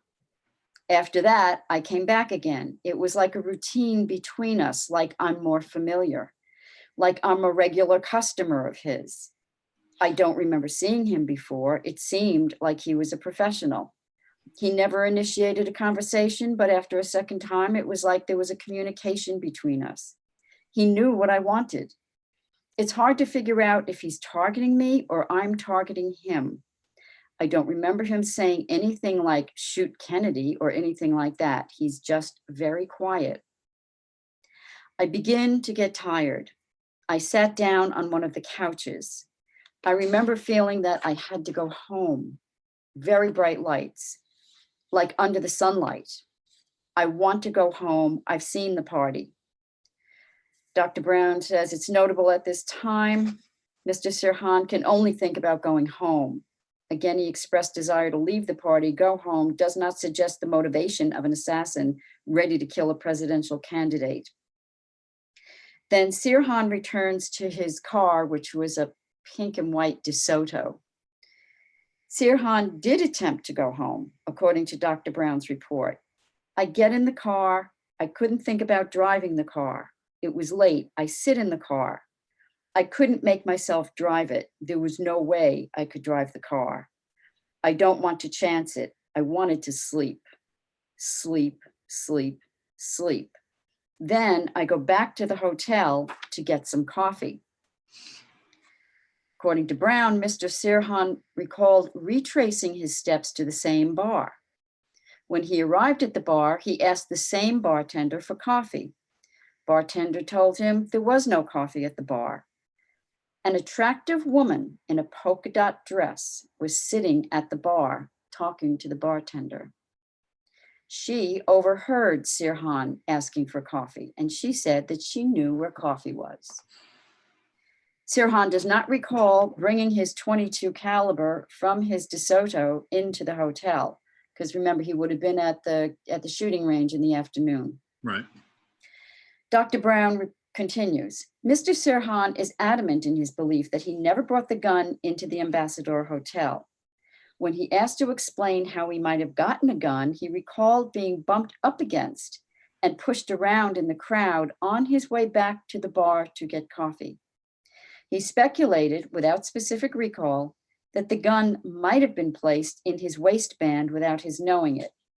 It is also possible that the girl in the polka dot dress handed him the gun and he does not remember that. Okay. Right. So looks like Rosie Greer's in the background right here, right? Yes. Yeah, Yes. that's Rosie Greer, and his other sort of semi-bodyguard is a guy named Rayford Johnson. Rayford Johnson, the great triathlon. Right. So he Yes. won the decathlon in 1960 Yeah. Olympics. Yeah. And he became friends with the family, and of course, he's traveling all these poor neighborhoods, and there's another picture I think of them all in a convertible, which is Right. with the whole Los Angeles Rams fearsome foursome on there, which must have been a strain on the shock absorbers. So is this, what is her name? Eunice Kennedy or Ethel Kennedy? That's Ethel. Ethel. Yeah, She went to the tanning booth, didn't she? Check her out. she looks really Yeah, tan. she's very tan. Yeah, It's a little spray tan. Not a great picture of diversity there, by the way. it's No, No, but in but- other photos, there is actually. there is. Yeah. No. yeah. Well, So- let's do another couple photos here. Yeah, and I just and also so this woman named Sandra Serrano, who is at the party. It's very warm inside. She's sitting on a stairway outside. She Uh-huh. sees polka dot dress, Sirhan, and another man walking up the stairs together. After the assassination, which is like about a half hour later, she sees the polka dot dress and the man running out. Polka dot dress is saying, "We shot him, we shot him." And she goes, "Who did you shoot?" And and polka dot says, "We shot Senator Kennedy." And they go running off across the parking lot. So here's the polka dot dress. So here's what I think, and I really couldn't, actually, it was the only picture I saw anywhere. I think it's like, cropped from some of the pictures taken that day because there's nothing else around. Mm-hmm. But what happens with that, Sandra Serrano, of course, gets taken in, questioned, and the LAPD person who may or may not be also a doubles with the CIA, bullied her into retracting her story, even though there are a huge number of people that saw polka dot dress, Mm-hmm. at their at the party and in there and sitting next and in the room sitting next to Sirhan. And apparently she says to Sirhan as Kennedy walks into the room, look, that's Sandra Serrano. So Sandra Serrano, poor thing, she knows she's in way over her friggin' head, and she just shuts up and doesn't say anything for 40 years. Yeah, they browbeated her to the point where she said, okay, look, I don't want to cause any trouble. I'll go along with what you're telling me to say. Yeah, Mm-hmm. So She was young at the time, too. Yeah. She was. So polka dot dress is well spoken for in there. And according, so again, the trigger words that she apparently said to Sirhan was, look, when Kennedy Look, walked look. into the room. Mm-hmm. And then he says, Kennedy, you son of a bitch. And the best I can put together the story is from various people. He gets 2 shots off. The people around him grab it. So there's the fearsome foursome that looks, and some other people in this convertible. So that's David Deacon Jones right Deacon there. Jones, Rosie Greer. Rosie Greer. That's Lamar Lundy, probably, right? Yeah, and I cannot see Merlin Olsen. I don't think he's in there. No, he's not. But he's I don't. And look, it's and Joe with the Biden, Rayford Johnson, Rayford Johnson might be here. possibly. yeah. That's Lamar Lundy. These are 3 of the fearsome. It's the 3 of the fearsome foursome. So that gave Kennedy a lot of obvious street cred in the neighborhood. Street cred, yeah. Oh, look, Yeah. there's this. it's not, I thought that was a Ford LTD. I was going to say Ford Falcon. maybe. Yeah, Well, I think it might be a Galaxy, maybe, or Falcon. Hmm. Anyway. and the LAPD offered zero protection Oh, right. for Kennedy at all. Apparently, they did not like him. But you're going to say about what they used for transportation? Oh, right, yeah, so much so that they had to use, this is a sad irony, that they had actually used a funeral home for transportation. They back rented and forth to limousines events from a funeral home, to get Wow. back and forth. That's ironic, right? isn't Dark. it? Right. There's a lot of dark ironies around Very, this. very many. So it looks like, all right, so the best we can put, so one story, Sirhan Sirhan gets 2 shots off, he's grabbed, and his hand is slammed against a refrigerator. He gets the rest of the shots off, but they just kind of spray around the room, which may or may not be the shots that hit the other And people. he's actually in front of Kennedy. This is So, this is an important. It's incredibly Very important. And I'll get into the ballistics too in a second too. Yeah, so he's in front of Kennedy. About That's 3 feet. yeah, between 3 and 6 feet away, the witnesses say. Kennedy, according to the coroner's report, is shot in the back of the head from at farthest 2 inches because there are At the powder burns, most. but likely right up against his skull and pointing upwards. He's hit 4 times. All the bullets were pointing upward, according to the coroner. And it really freaks you out if you look close. You can see the blood pouring out of his head. Yeah, In this. yeah, you can see it. Now, here's the all right. This is where things get really off the rails.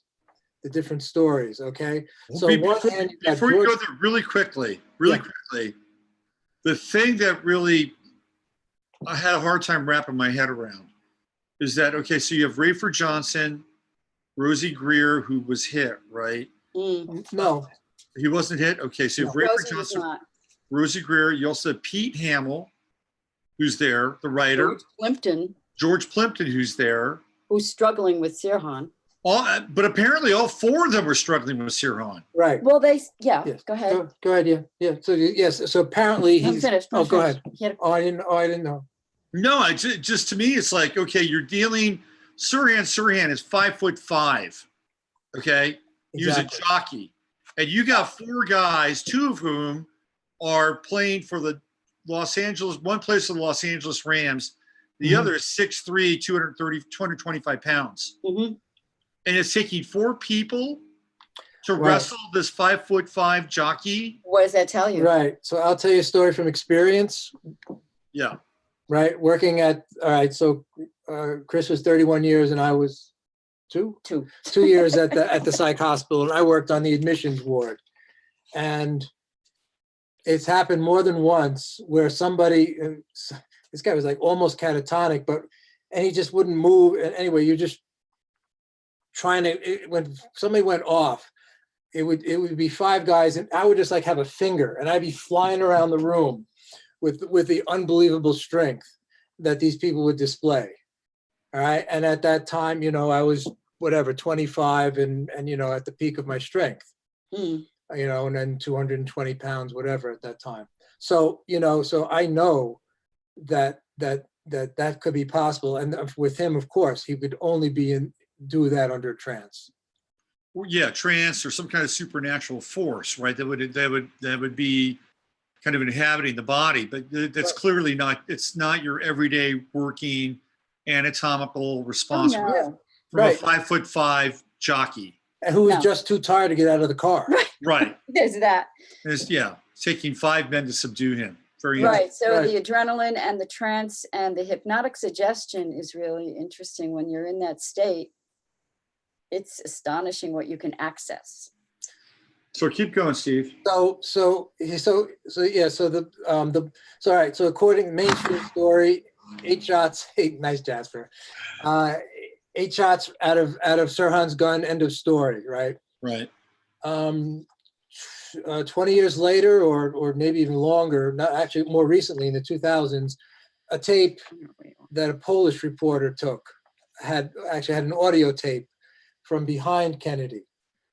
So, and then a ballistics analysis of that tape found 14 shots, 13 or 14 shots, a number of them really close together. And not only that, but they were able to tell from that which direction that the bullets were moving away from the microphone. Right. So the shots, and that there were two separate guns. Yep. So you've got bullets moving away and then bullets moving toward.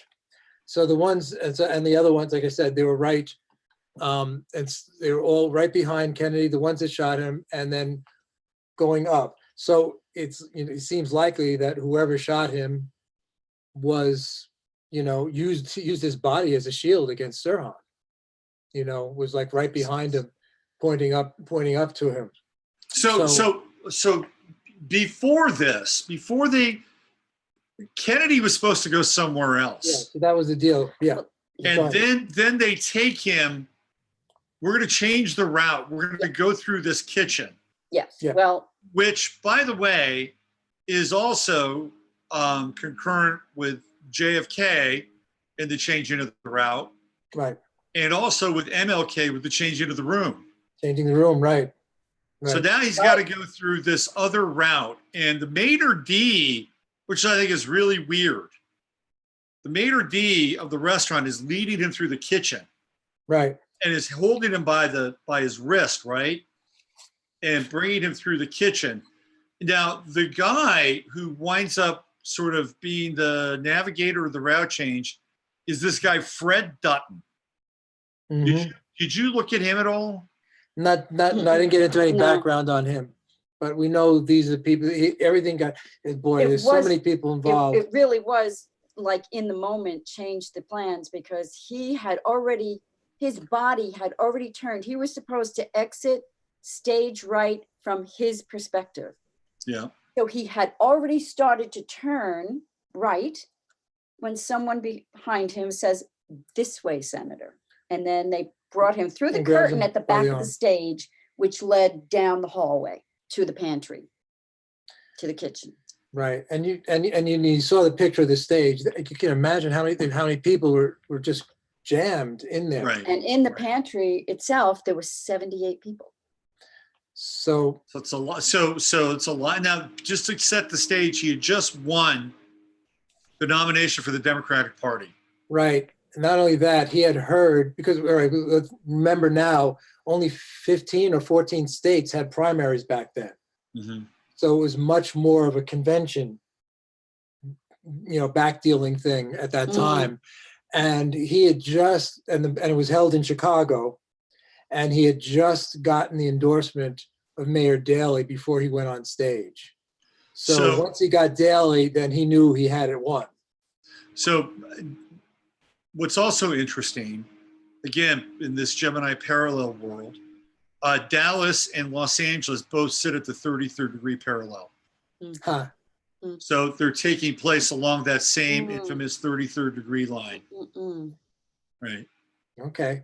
And if you follow that around the planet, are And- there any other notable? and Oh, yeah. Yeah. 33 plus 33 is 66. Right. So 33 is also near Memphis, where Martin Luther King Uh-huh. Is it? assassinated. Oh, yeah. So this guy Dutton he's interesting Mm-hmm. because let me just read this from Wikipedia.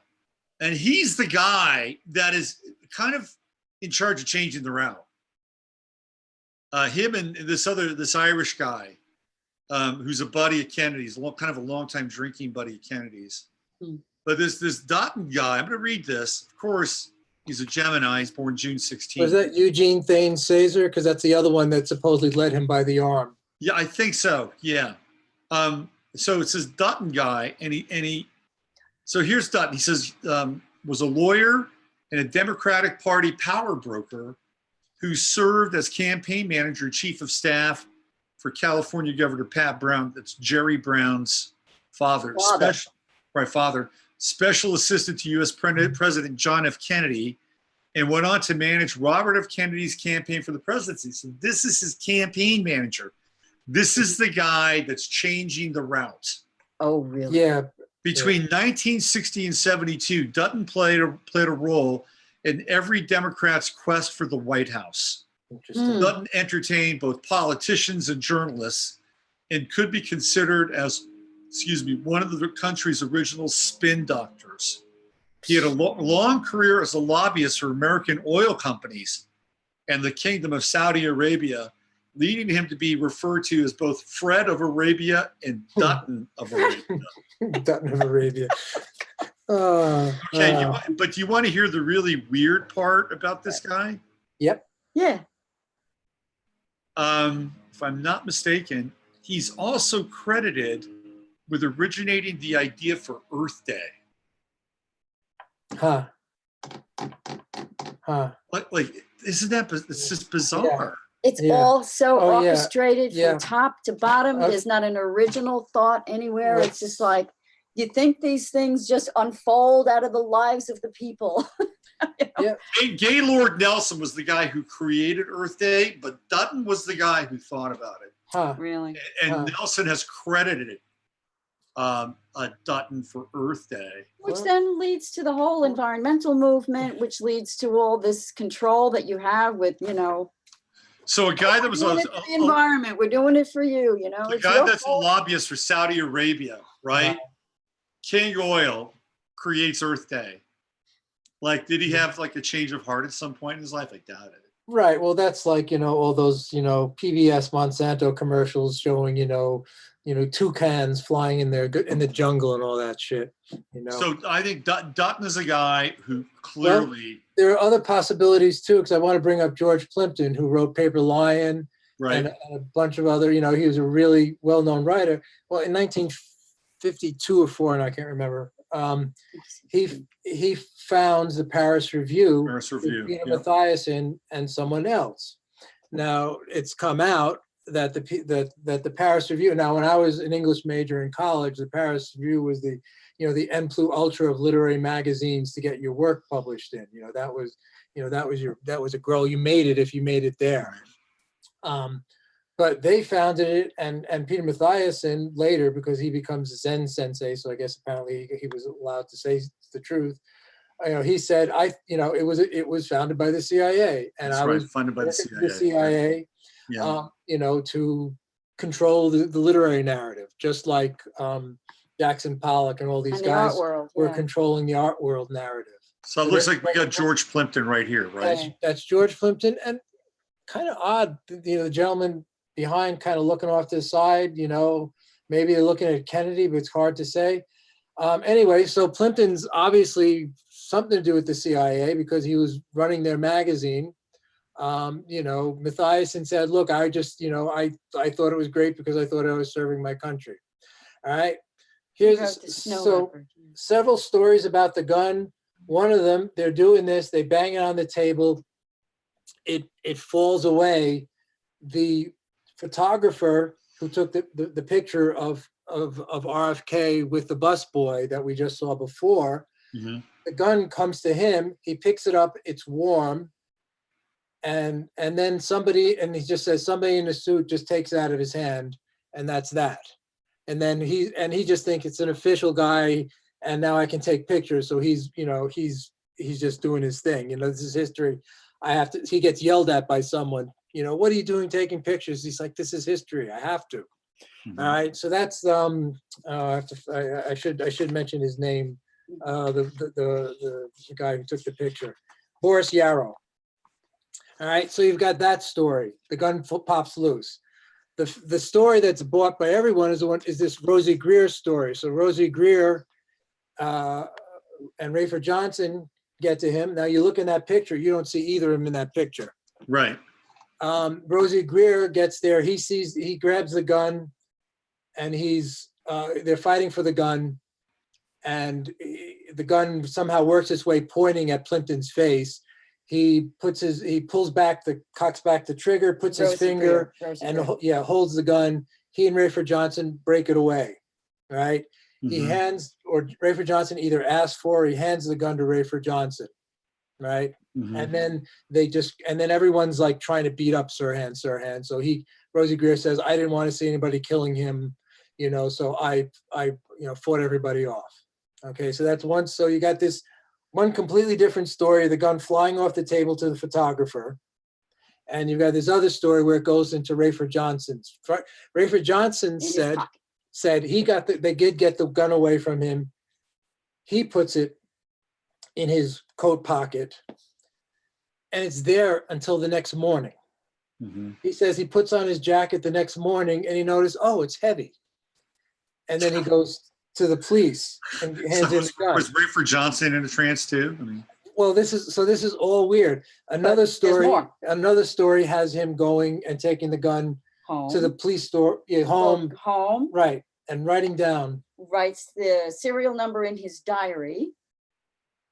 And then 2 hours later, goes to the police. Right, he goes to the police. That night. Right. There's an actual tape of the officer writing down the number of the gun, and he writes down the wrong number of the gun, like the wrong type of gun. oh, So the gun that Sirhan had may have been a starting pistol, which begs the theory that maybe there's another gun somewhere. right. All right. Right. So the whole thing gets completely confused. So you have all these completely different stories, and so now there's contention between Rosie Greer and Rafer Johnson about what really happened that night, because they're both stories are at variance with each other. Rosie was kind of, so you gotta also realize Rosie Greer, that the year before he had torn Achilles tendon, so his football career is over, and he's beginning this sort of television movie career. So this leads us to Candy Jones. Maybe you can pull up the picture of Candy Jones. And you might want to just say that the coroner's name was Thomas Noguchi, and he took 3 bullets from the back, fired at he said there were 3 bullets fired from the back at an upward angle, 1 through the armpit, 1 lodged in the spinal column, and 1 in the base of the skull behind the right ear, because powder burns also indicated that it was at most 1 to 2 inches away. Now, is this Candy Jones here? Right, and there's is another her. one of her with like 11-foot long legs too. Yeah. So Okay, she's a World War II pinup, a pinup girl. And this was one other thing I wanted to mention too. Oh, yeah, about George Plimpton. So isn't it odd that he's somebody who's written all these books and a really famous writer? I could not find one thing that he wrote or said about the assassination. that's odd. That's odd. There was other writers there, and they did their best to kind of put into words what happened. So I thought that was really odd. So Candy Jones, born Jessica Wilcox, was one of the most famous pinup girls in World War II, and a model. And she was on the covers of all these sort of magazines. Later on in life, in the 70s, she marries this radio personality named Long John Nebel, Neville. Long John Nebel, who Chris remembers. You remember him, Robert? No. You No. don't. I think it was before our radio Long listening John time. Neville. He was kind of like Art Bell before Art Bell. Okay. He had this show on the West Coast, and they would talk paranormal stuff in the 70s. They get married, and just this weird personality starts popping out of Candy Jones, who's usually a very nice person. So he goes, why don't we try hypnosis? And thing is, she says, nah, you can't hypnotize me. Well, boom, she's like incredibly easy to hypnotize. Right. So long story short, she, under hypnosis, she's remembering a bunch of things. Pertinent to Rosie Greer, before I get lost in her whole story, was that she says she was, at the Ambassador Hotel. She saw Rosie Greer talking to the doctor I mentioned earlier. I'm sorry, I got to run through my notes here. What's the doctor's name? Orin. She says twice she saw Rosie Greer talking to him in the. But I thought it was a different hotel. It was not. It was the Ambassador. Okay. Yeah. All right. So she saw him talking to Rosie Greer, and she also saw Rosie Greer driving him around in the station wagon. It's the same station wagon that Rosie Greer used. Like he drove Ethel to the morning of the assassination. She drove Ethel to a television or radio interview, in that station wagon. That's Right. So under hypnosis, this is what she says she saw. Take it or leave it. How much you can believe her story. It's wild. So turns out that she, during a USO tour in 1945, became very ill, ends up in a hospital in the Philippines. And what happens is somebody who's posing as a doctor, who's really a psychiatrist, starts giving her injections of vitamins because she had gotten sick. Next thing you know, she's contacted by a general to be this sort of courier for the FBI. And we just bought the book. We don't have the full story, but apparently she has this alter called Arlene. And Arlene was like right out of La Femme Nikita. Arlene was this trained assassin, could kill people with a hat pin. She would use poison lipstick. She would deliver messages. She had a special necktie that was really good for strangling people. I mean, it's way the frig out there, okay? Yeah. You know, I can believe it or not, we just picked up the book, and the book came out before the Frank Church hearings, the original version of the book. Yeah. So people were not, you know, MK Ultra wasn't a thing then. Wasn't known. And it wasn't really known until the Church hearings in '74. So anyway, so she, take it or leave it, under hypnosis, claims that she has seen Rosie Greer with this person who supposedly was the one who programmed Sirhan Sirhan. So can I just read here? It was, it says it was the lobby of the Fairmont. Oh, sorry. Candy Jones recalls in early June, she saw this man in the lobby of the Fairmont with Rosie Greer, either the day of or the day before the assassination, and later saw Greer driving the man in a station wagon, the same station wagon he used to drive Ethel Kennedy to a TV interview that morning.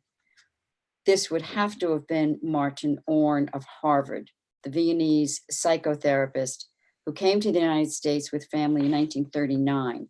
His whole career is about hypnosis, according to Fiona Barnett.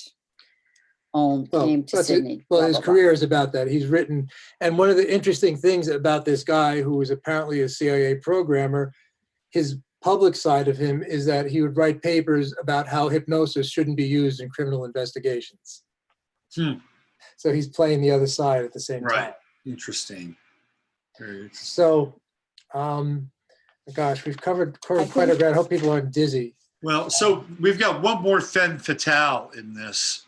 Right. And that is the woman in the polka dot dress. Polka dot. And apparently her name is Elaine Neal, right? So this is the woman. So she's been fingered as the woman in the polka dot dress. So and you found that online this morning? Yes, yes. That's Elayn Neal.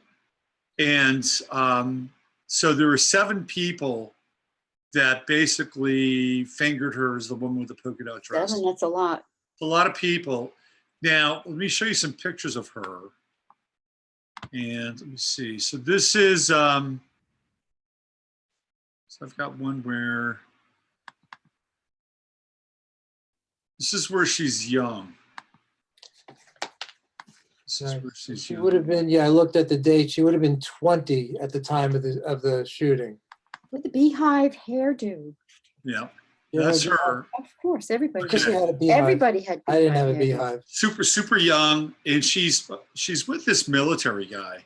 Now, look at that bag. Unusual for the time. You could hold an arsenal in that bag. Look at that. You could. So she's with this military guy, and there's a whole website that is dedicated to pictures of her. Interesting enough. So that's one series of pictures. There's a bunch where she's young, and she winds up eventually marrying this guy named Jerry Carhart. And this is them in their family photo. So she had this girl from a previous marriage. And 2 boys, looks like they're twins. Well, she looks like she has the pug nose there. And so this is from the daily.co.uk, and they're talking about her here. And let me see if I can find this thing. Capehart, Jerry Capehart. And it says, So after all, 7 eyewitnesses apparently recognized Elaine. He dug a little deeper. This is, I think, the second attorney that came on. He dug a little deeper, and her husband, Jerry Capehart, he discovered had refused to let her wear the polka dot dress. So she had the dress. Oh, I see. And he would not let her wear the dress. Now, this Jerry Capehart guy is he's an interesting character unto himself. Let me put this up here. So this is another photo of them, and this is this is Jerry Capehart, and then this is Elaine Neal. Here's the girl when she's younger, and they've just moved to Neoso, Missouri, because this is where Jerry Capehart is from, songwriter. Okay, he's a songwriter, and he's written Summertime Blues for Eddie Cochran and Come On Everybody. He wrote a song for Glenn Campbell, I think, Turn Around, Come Turn Around, or Turn Around. So he has some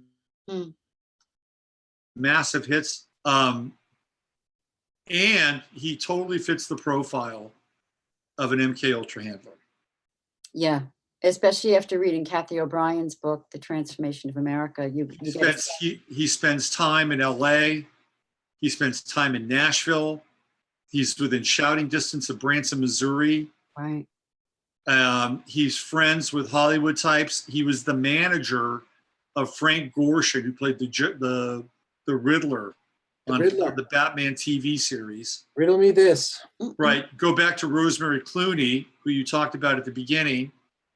He was friends with Rosemary Clooney, Robert Conrad. So he's kind of connected in Hollywood. Knew Glenn Campbell.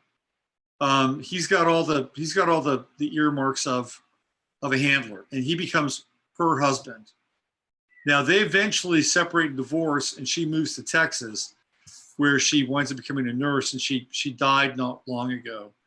But what's really weird is that Jerry Capehart, his birthday is today, the day that we're doing the show. Happy birthday, Jerry. So kind of a weird sync. Yeah. Isn't it? Yeah. Yeah. That's a lot of weird syncs. Right. And so you have to also acknowledge the possibility that polka dot was programmed too. She's wearing polka dot pants. Look at her. I was just going to say that her clothing right now is She's similar. wearing polka dot pants. Yeah. The pattern is very. I'm getting triggered myself. So what? Let's go. There's one more really bizarre piece of this. It's the Frankenheimer thing. Right. Oh yeah. Right. So John Frankenheimer, huge movie director. He man from Alcatraz. Manchurian. Well, no, not no. Yeah, he directed The Manchurian Candidate. Manchurian Candidate. Well, so the whole thing. Yeah. So it's weird. John Frankenheimer. This guy directed The Manchurian Candidate. He directed The Manchurian Candidate. He says so. Bobby and Ethel were staying at his home in Malibu. Well, there's another weird story about this supposed party, but a dinner party. But and he was supposed to be on the stage with Bobby, but he says it was decided that it was probably not a really good look to have the director there. You got to remember, he's Manchurian Candidate, Alcatraz. He's done some huge movies. They said, well, it's probably like too much to have you on the stage. It'd be distracting, And so he and his wife were in the car outside the Ambassador Hotel waiting for Bobby and Ethel so that they could drive him back to their house. Right. All right. And that would be after all that, and he would have interviews and things like that.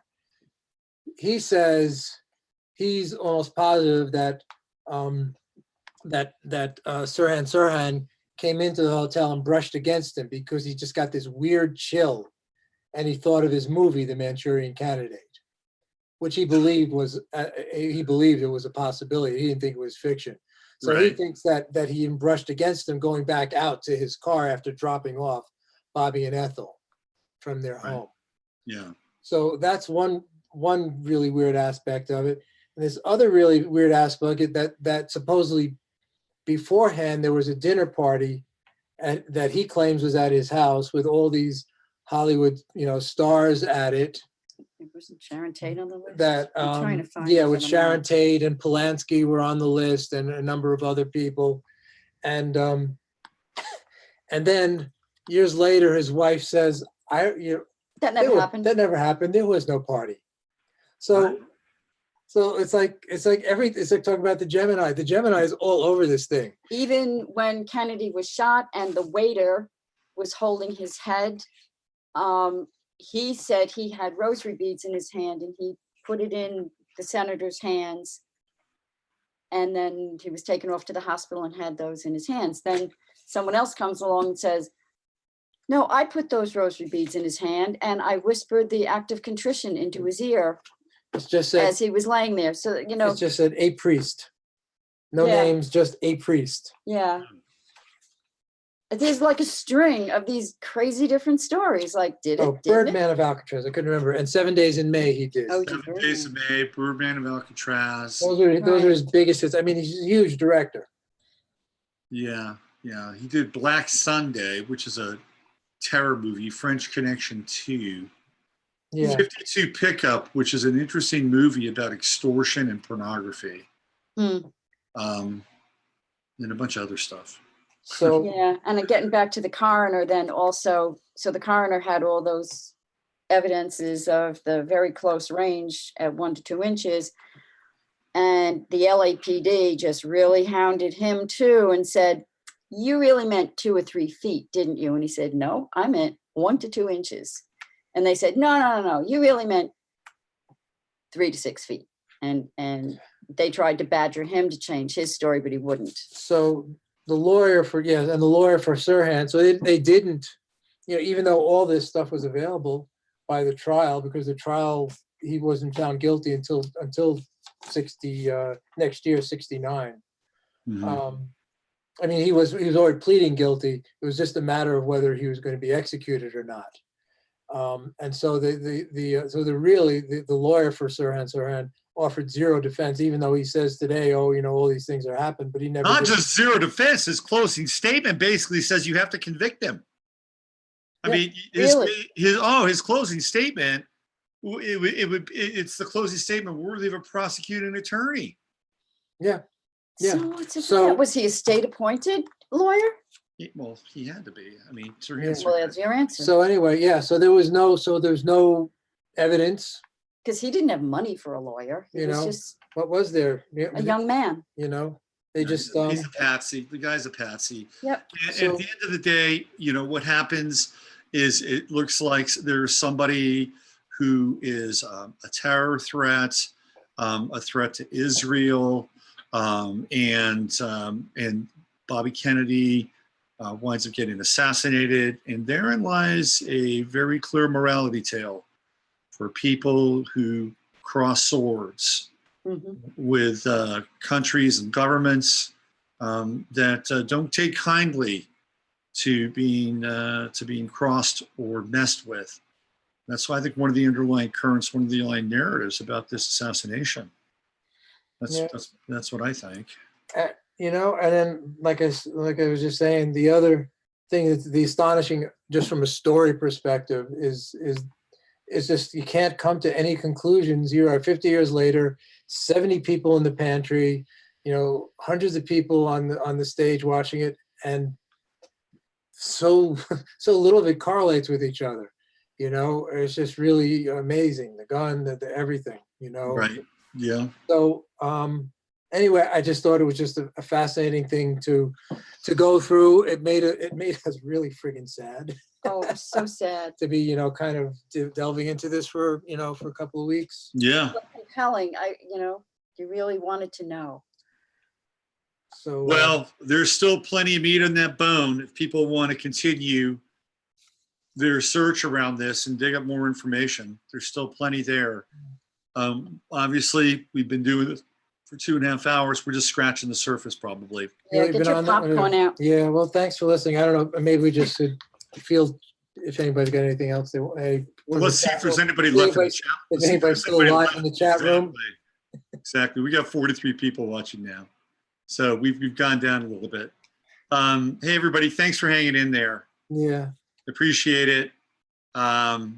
This is a much longer show than we've done before, but it's been really great, and you'll be able to catch this and watch this on the backside, and because there's a lot of information in here. So thanks everybody in the chat room. I'll be back on Sunday night with the live stream over here on the 11th house. And Krys and Steve, you got any stuff you want to share? Websites and all that good info? New book. Yeah, that book. Well, logosophiabooks.com. Just hold it up. Please support. This one's coming out in Utopian Trace. coming out August 1st. And we have, I don't know, that's like number 17, 16, something like that. Books that we have on our site, all different kinds.